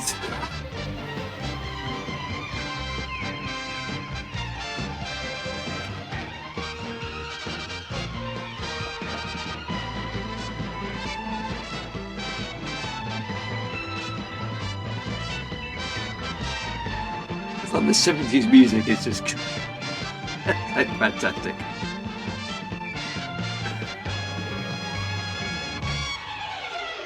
G-Force, fearless young orphans protecting Earth's entire galaxy. Always 5, acting as one. Dedicated, inseparable, invincible. Anyway, warning against surprise attack from alien galaxies from beyond space. I mean, it's pretty darn serious, right?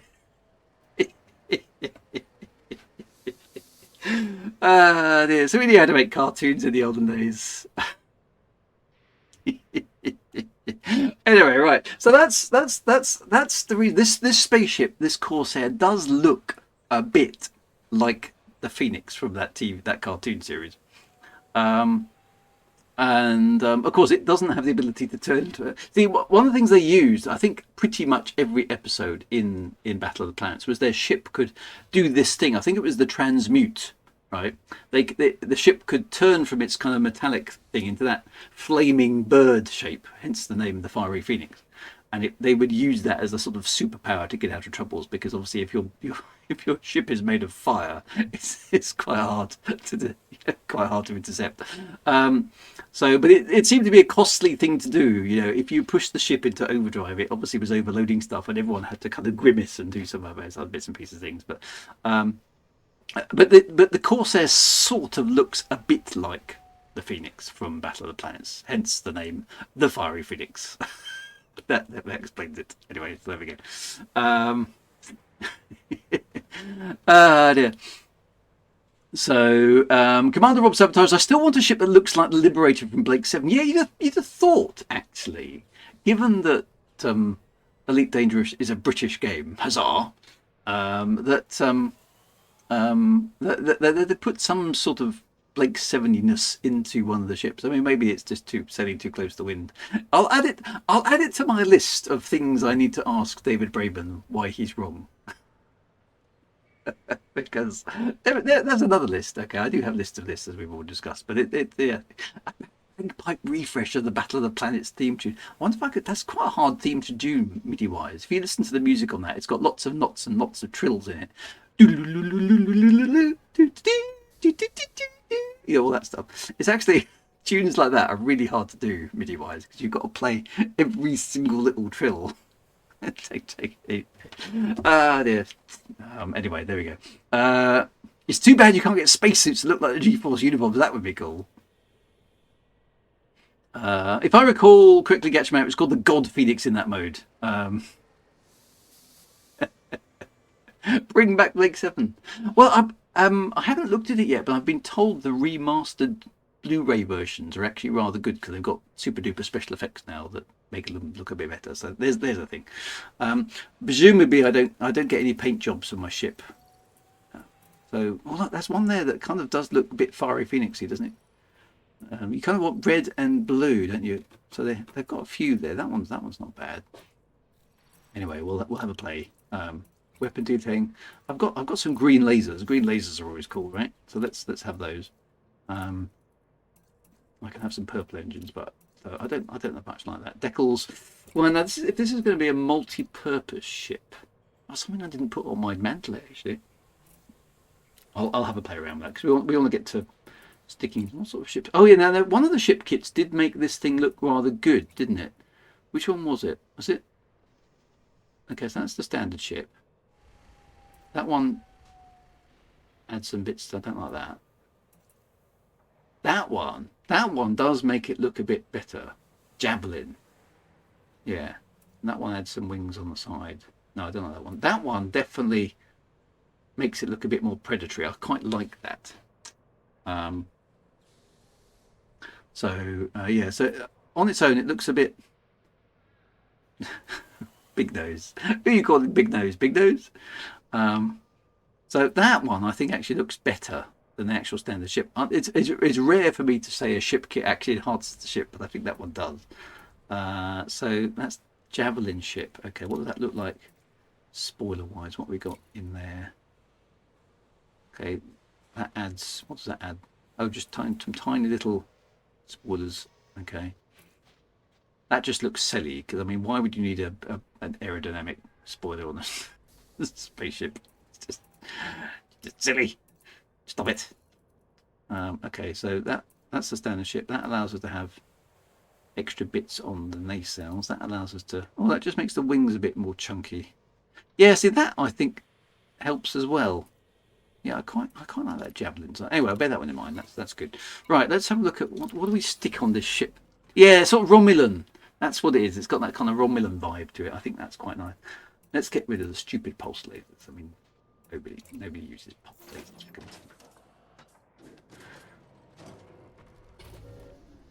Right, so if this is going to be a multi-role ship, what I want it to do, I always stick, as you know, with beam lasers and multi-cannons, because that's just me. What have we got here? We've got 3 large hard points. Now I'm thinking 3 beam lasers there. And and then we can support it with 3 multi-cannons. Well, that'll do me. So they're going to have to be gimbal, because I can't hit the side of a barn. Stick that on. I'm not going to be too bothered about jump range.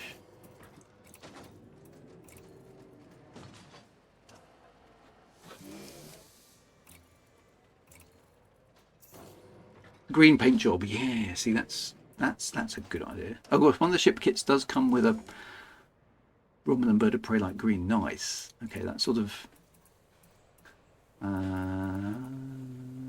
multi-cannons. Plasma auxiliaries if you want to become the Phoenix overheating. Advanced multi-cannon. Is there a gimbal version of an advanced multi-cannon? No, just the normal multi-cannon. Oh no, there is one. Oh, there's a 1F. Why isn't there a 2F? I'm ashamed there's not a gimbaled advanced. Oh well, never mind. If I was a better pilot, of course, I could do without the gimbals, but I can't, so I'm not. Okay, so that's weapons. Yeah, if I'm good enough, which I won't be, but I'll try. It is very agile. Okay. Right, so that's that. Now, utility mounts. What have I got? Is that the top of the ship? I wish it would allow you to zoom out a bit sometimes, this view. So that's underneath. So I feel like a couple of point. I always go for point defense because I like them. Where are they?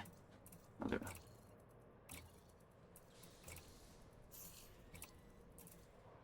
I've never had any luck with what are they?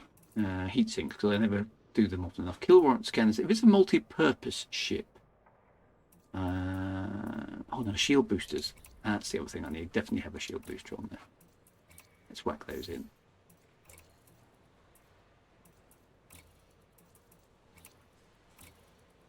I've got no idea whether I'm going to have the power to run all this sort of stuff. Yeah, shield booster, you're quite a good point. You should put one on top and one below for coverage. No, yeah, that's a good point, actually. Can I move that around? Yeah, you're quite right. I don't like the fact that it's not quite symmetrical, but you're right. So, yeah. Okay, let's do that. Okay, that's that done.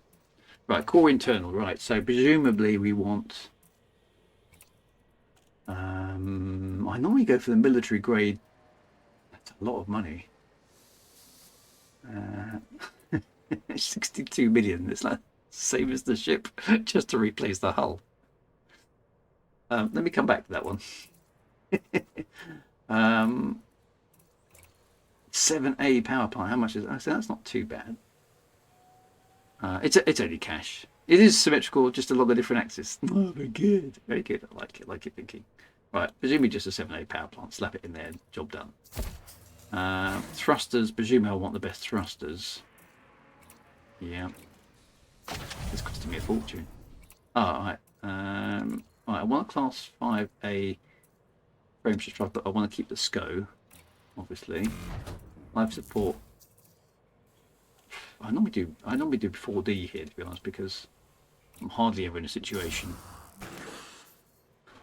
Power distributor, you want a big chunky one of those, so that's important. Make that as good as you can. Sensors, I'm never bothered about sensors, so let's just lightweight those. Fuel tank is what it is. Okay, so optional turn right. Okay, so what have we got here? So we've got 3 class 6. So the cargo rack can go down there for starters. Shield generator, well that's junk, so let's get rid of that. What do we suggest in putting here? So I'm assuming I want a decent shield generator. So I like having shields on my ships. Where's the shield generator? Shield generators, there we go. So let's just slap a 6A shield in. I could go for bi-weave. Lower power draw. What do you think? 6A or bi-weave?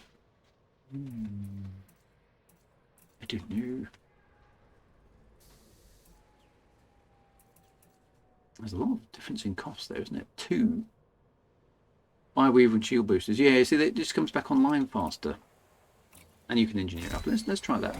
But definitely want a fuel scoop, because fuel scoops are good. Let's slap a big fuel scoop in there. What to use the other compartment for?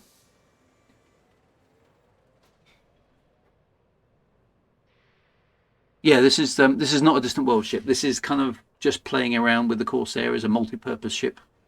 So no, my Mandalay is the one I'm taking on Distant Worlds 3. That one is kind of ready, pretty much to go.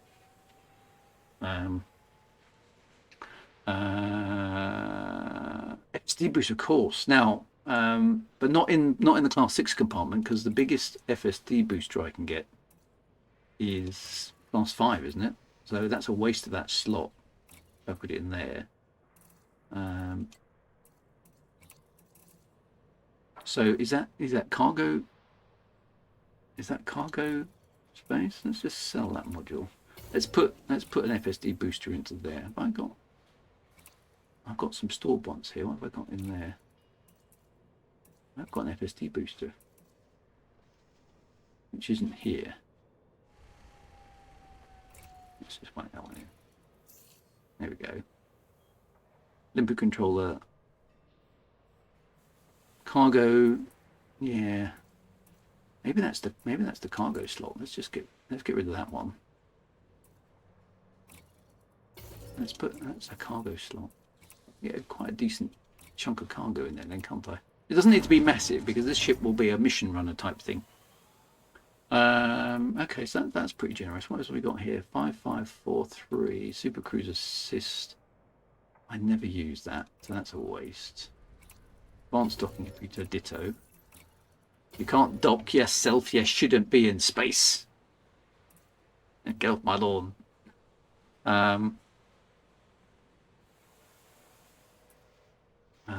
Alright, that one needs to be the scanner, doesn't it? It's the only thing you put in place like that. Where are the scanners? Where's the scanner?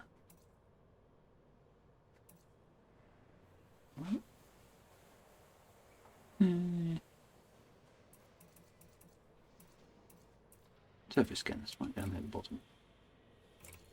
That needs to be in there. Right. Okay, well, fill up the rest of this space with then. What else do I need on the ship? Because if it's just this is a mission runner in the bubble, so it doesn't really need much in the way of hull reinforcements. Might not be a bad idea. It doesn't need much in the way of repair systems, because I'll just repair at a nearest. A planetary hangar is a good call. Let's put in. Can this ship do a ship launch fighter? Does it? Does Does it have ship launch? Isn't or is it not big enough? Doesn't look like it does. Could put more cargo in. Yeah, let's leave it. Okay, let's. That one there. It can't do ship launch fighters. Okay. That allows me to have.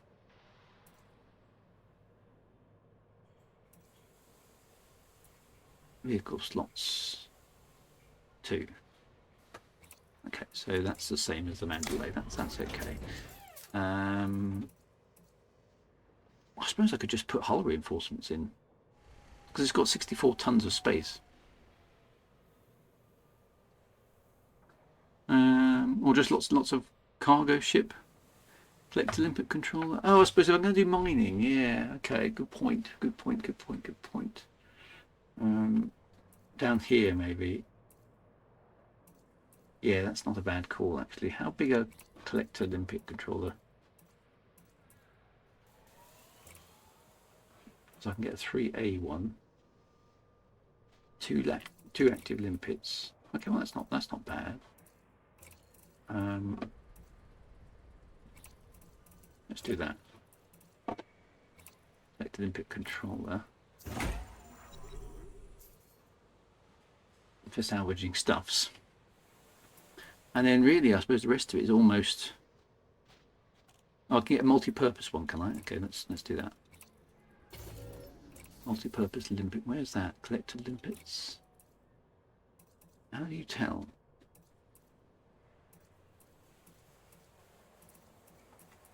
I'm in the wrong place, aren't I? Fuel transfer. Multi-limpet controllers. There we go. 3B. Maximum active limpets 4. Okay. That's a Zeno one. Operations. Okay, which one do I need? I don't know this one. Is it operations limpet controller I need? Collector recon and hatchbreaker limpets. Okay, that makes sense. Let's get that one. Got the fuel scoop. Don't need the MFU. Is it just more cargo space then? Cargo space or hull reinforcements? What do we think? I would put in more cargo space. Okay. That's easy enough. Plus it doesn't weigh anything, which is quite nice. Yeah, I don't think I've unlocked the shield reinforcement. We're well within our energy usage, actually. That's unusual for my builds. I think maybe one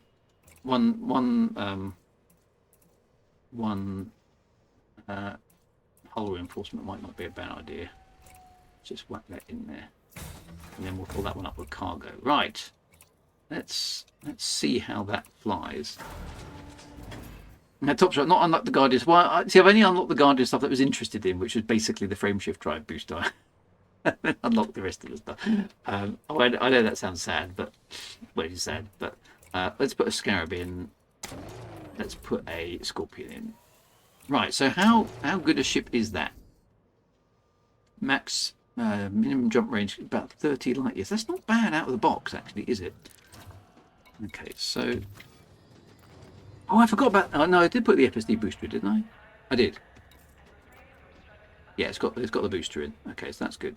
Right, so let's set the fire groups first. So that's obviously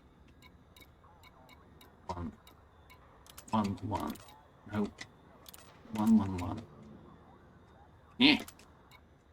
2, 2, 2. And then here,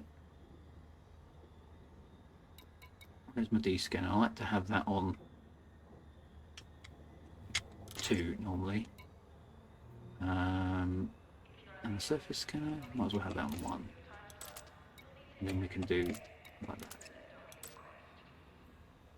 Oh, and that one can be on that one. So I probably won't do that. Hatch breaker. Oh, blimey, I've forgotten about those. Well, I only use it. I probably won't ever use the breaker ones because I'm not. I'll tell you what I haven't got. I've just realised I haven't got an interdictor. I need to have an interdictor. Why haven't I got an interdictor? I need to have an interdictor. Where's that going to go?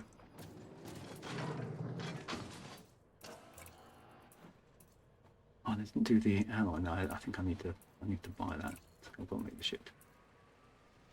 Let's buy that. I'm gonna have to go and earn some money soon, aren't I?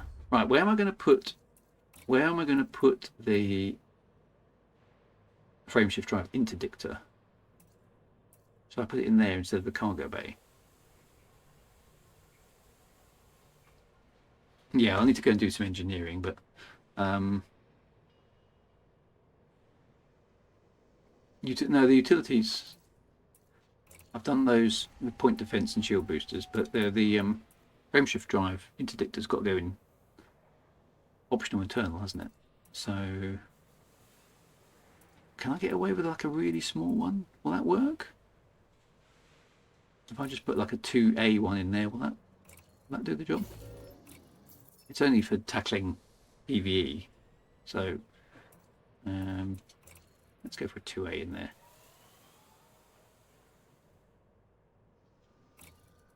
Just so I can do a little bit of everything. There we go. Yes, I do. Right. Module 5 groups. Right, so now this is all going to be a mess because I'm going to have to move this around. I quite like to have. That's not right, isn't it? I like to have the interdictor on its own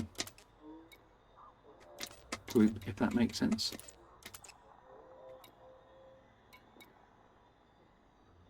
I use a size 2 planetary hangar. Yeah, that's fair.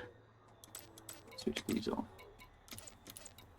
I've got to do all that again. Right, I like to have my FSD on its own so I don't get confused.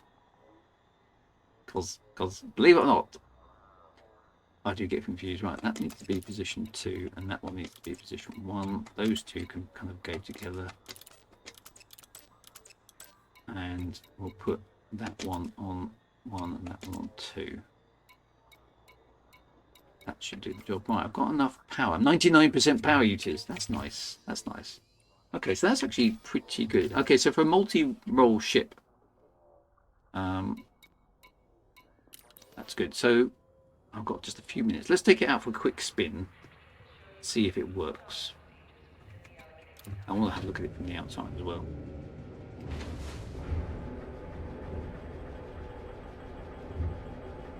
So next week maybe we'll actually see if we can use it for something. It's amazing how quickly 2 hours goes past, isn't it? Well, maybe it's not when you're watching the stream thinking, really? I feel like it's been more like 4 hours. Oh, it's got an interesting sound.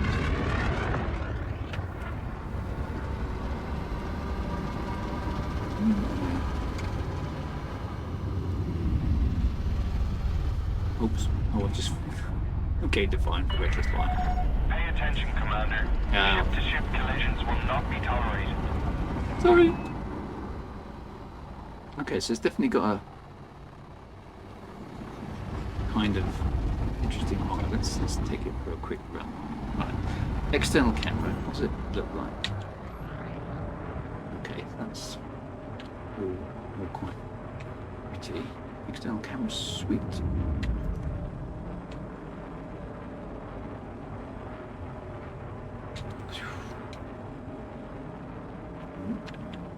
Okay.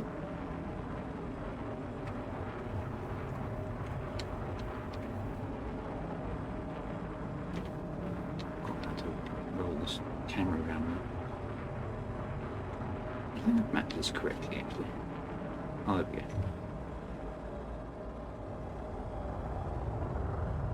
Okay, so it's not a bad looking old beast, is it?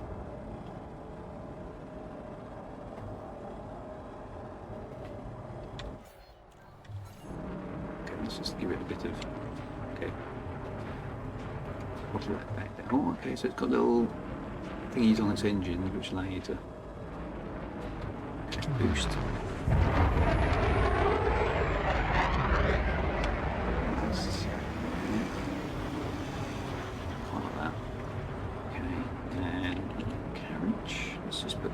Down.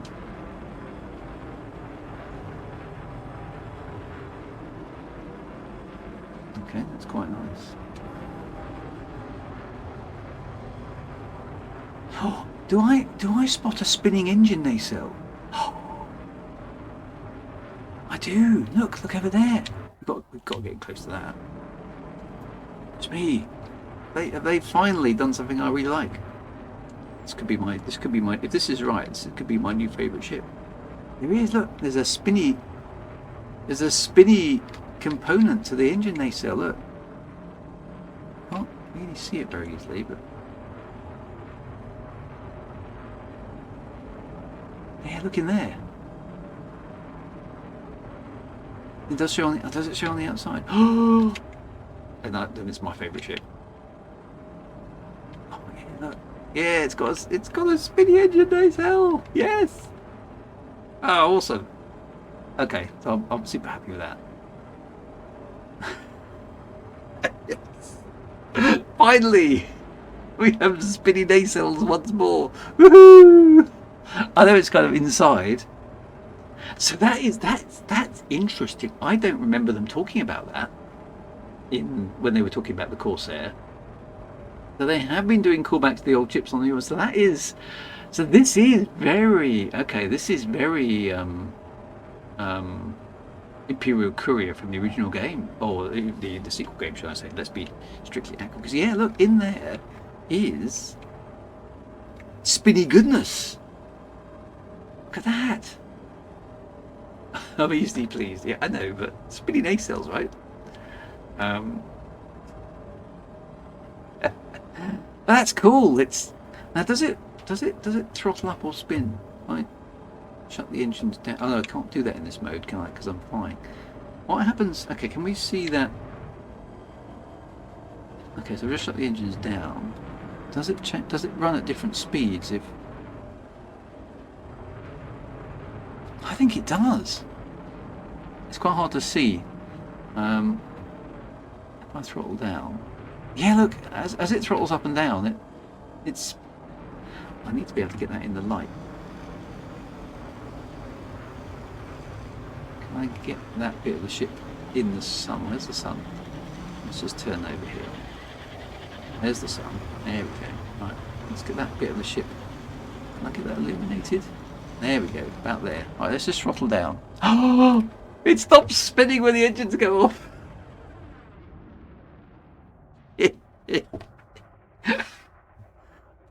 Does it? It does. Look, so I go a little bit. Okay, so basically it's how much thrust. So when it gets to speed, it stops spinning.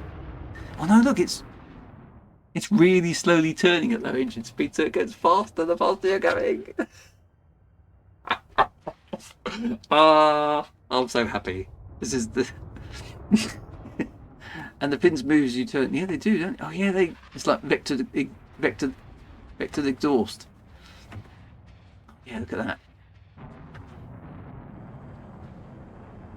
Okay, so as I go a little bit faster and it throttles back, it slows them down, but it's still moving, and as I go to full throttle it speeds up.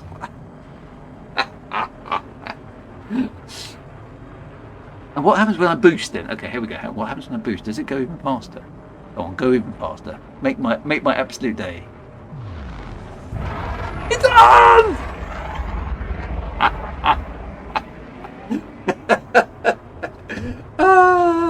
Okay. Hats off to FDev on this one. Literally, there we go. Hats off, because that's cool. Okay, that is cool.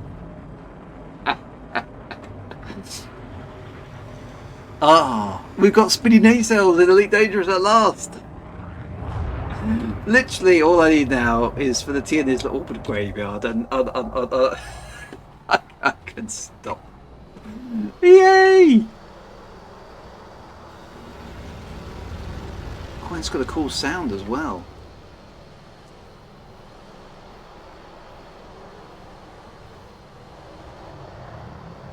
Right, let's just. I'm not going to shoot anybody, but let's just fire the engines, fire the weapons. Combat mode activate. What does it look like?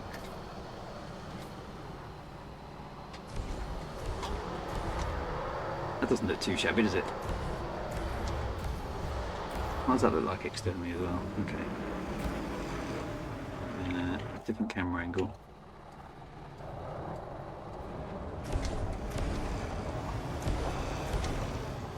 Cool looking ship. I'm liking this already. This is good. What you got? Look at this fiery phoenix there.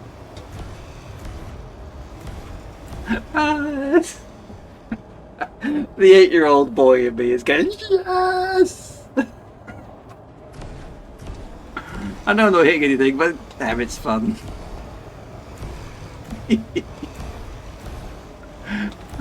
Love it. What about the other guns? Where are they? They're there.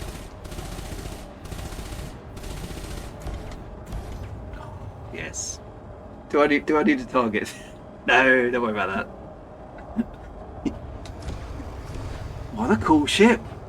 Yeah, hardpoint placement is good. Yes, you're quite right. I should be able to hit a lot of stuff with this. Yeah, apart from the nose, I really like this ship now.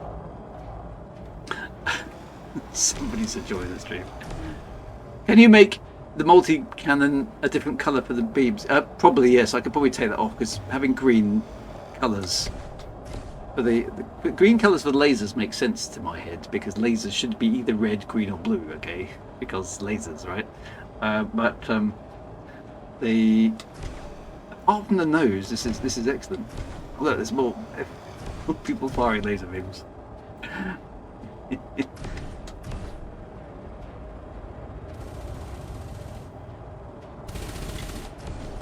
Yeah, this is a cool ship. I'm very happy with this. This is good. Okay, right. Let's take it back. We need to get to the bar. It's got these sounds as well.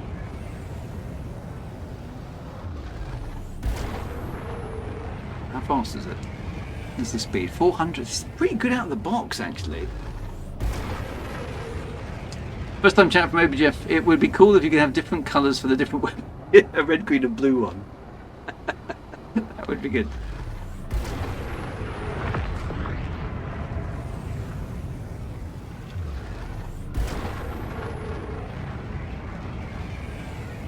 It's got a decent recharge on its boost as well. Can really crank up the speed, and that's without engineering. So this is a pretty decent ship, actually. I suppose I ought to put my weapons away, hadn't I? How do I do that again? That one. There we go. Yeah, it's a decent ships.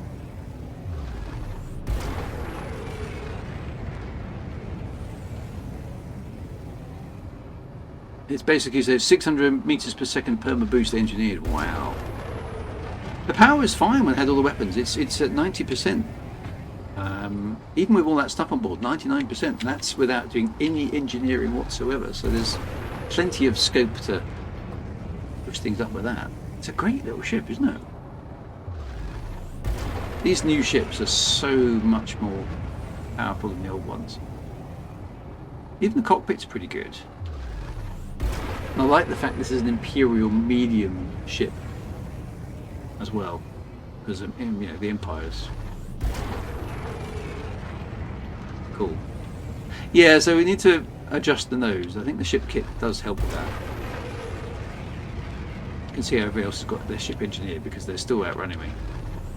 Old stuff gets obsolete is the fact of life. You see, I like flying the old ships in the same way I like driving classic cars. So my Cobra Mark III I think of now as a classic car. Okay, it's completely outclassed by everything on the road, but it's still cool. I mean, when was the last time you saw a Cobra Mark III out in space, right?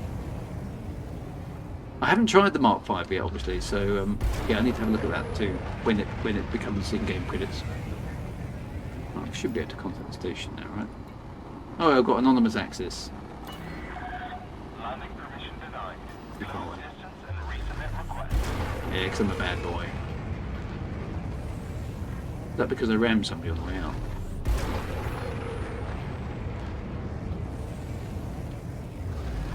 Oh, I can buy that for credits as well. Okay, we'll have to do that as well at some point. Request approved. Please head directly for Bay 35. So there's somebody in an anaconda just stuck in the... Is that an NPC? Sitting in the... It is, isn't it? Boo!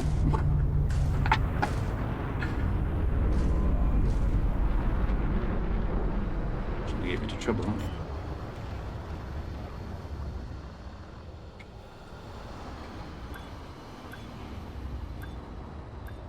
we? Landing gear deployed. It's quite manoeuvrable.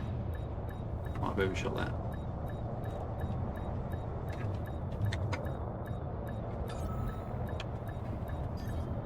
Oops. Oh, that's a bit weird.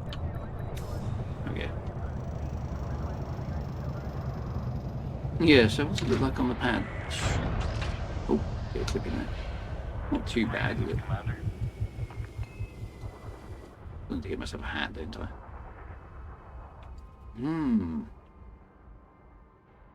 Yeah, Corsair. That might make that. What sort of jump range can you get these things up to? That's quite interesting. Yeah, so it's quite a cool looking ship, I have to say. I do quite like that. 45-ish. Okay, so it's quite a lot lower, isn't it? But there's a mission runner in the bubble, and spinning nacelles. I'm so happy about the spinning nacelles. I'm such a child. Yeah, let's have a look at them. Presumably they obviously won't be active. Down here, look.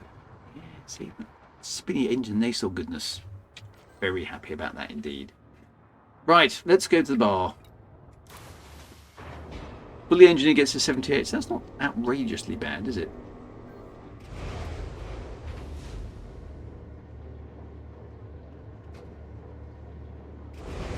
Yeah, so I might have a play with an exploration focus version. So I don't really need yet another multi-role ship, to be honest. It's quite nice to just have different ships to fly, right? So, exciting. Alright, to the bar. To finish off the stream, let's just look at it on the ground. Oh, look, it's actually got... No, you just want to walk up there. Anyway. Let's Commander Rex redacted. Yeah, it's just that nose. Shame about the nose. But I like the edge of nacelles. It's so cool. Yes, I'm very happy about nacelles. I like nacelles. Nacelles is a good word as well, isn't it?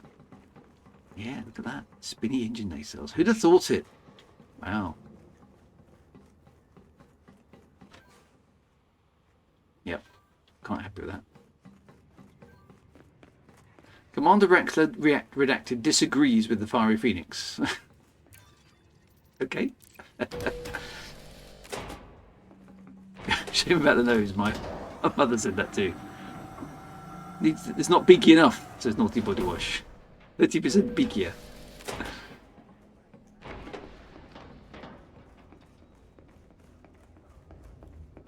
To the bar, Orkney Shawns. Yeah, look, everybody's here, waiting for Drew to stop faffing about his spaceship. Yay! Here we are. Top shot. Who do we have? We have Arnold Sideways, Commander Byrne, Commander Top Shot, Commander Biff Boy, Silent Lee Davis, Artemis Watt. Yeah, the crew is here. Oh, that's the Cooper Mark 5. And here comes Commander Drax, the Redacted as well.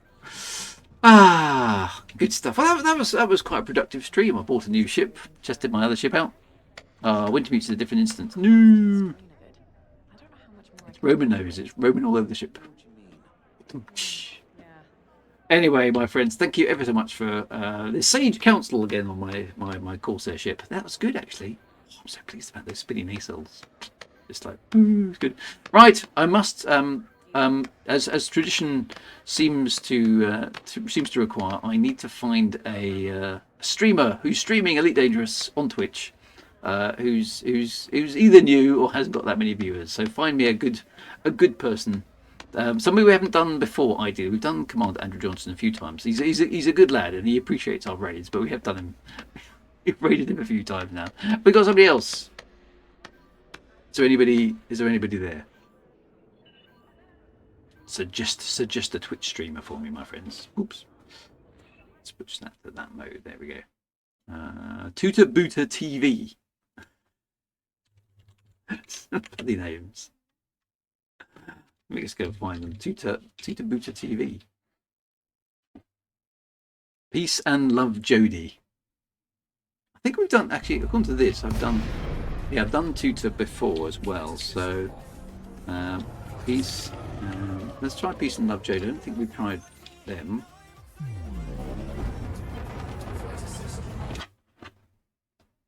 Rose Tequila. How's Peace and Love Jodie doing? She's got 23. Okay, let's have a look at. BZ Smith has only got 1. Okay, well that sounds perfect. Or Rosa Tequila. Rosa Tequila. How many has she got? Give me she's a she. 20. I think. Oh, let's go for 1. BZ Smith. Probably going to appreciate the raid, isn't he? He's only got. Oh, he's not live. He's offline. Oh, BZ Smith with a 1. Okay.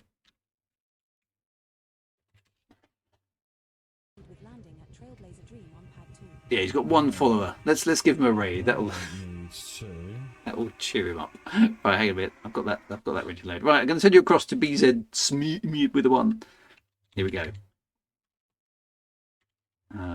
BZ Smith. Smith. Is that right?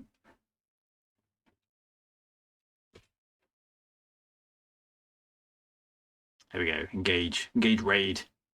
I quite like doing the raids. Thank you very much, everybody. Appreciate your time. Thank you very much for the company. I hope you enjoyed the stream. We will be back, and I will let you know about the Distant Worlds 3 stuff that is coming soon. So that's really, really good. And yes, Speedy Engine A-Cells for the win. See you next week, my friends. Be good.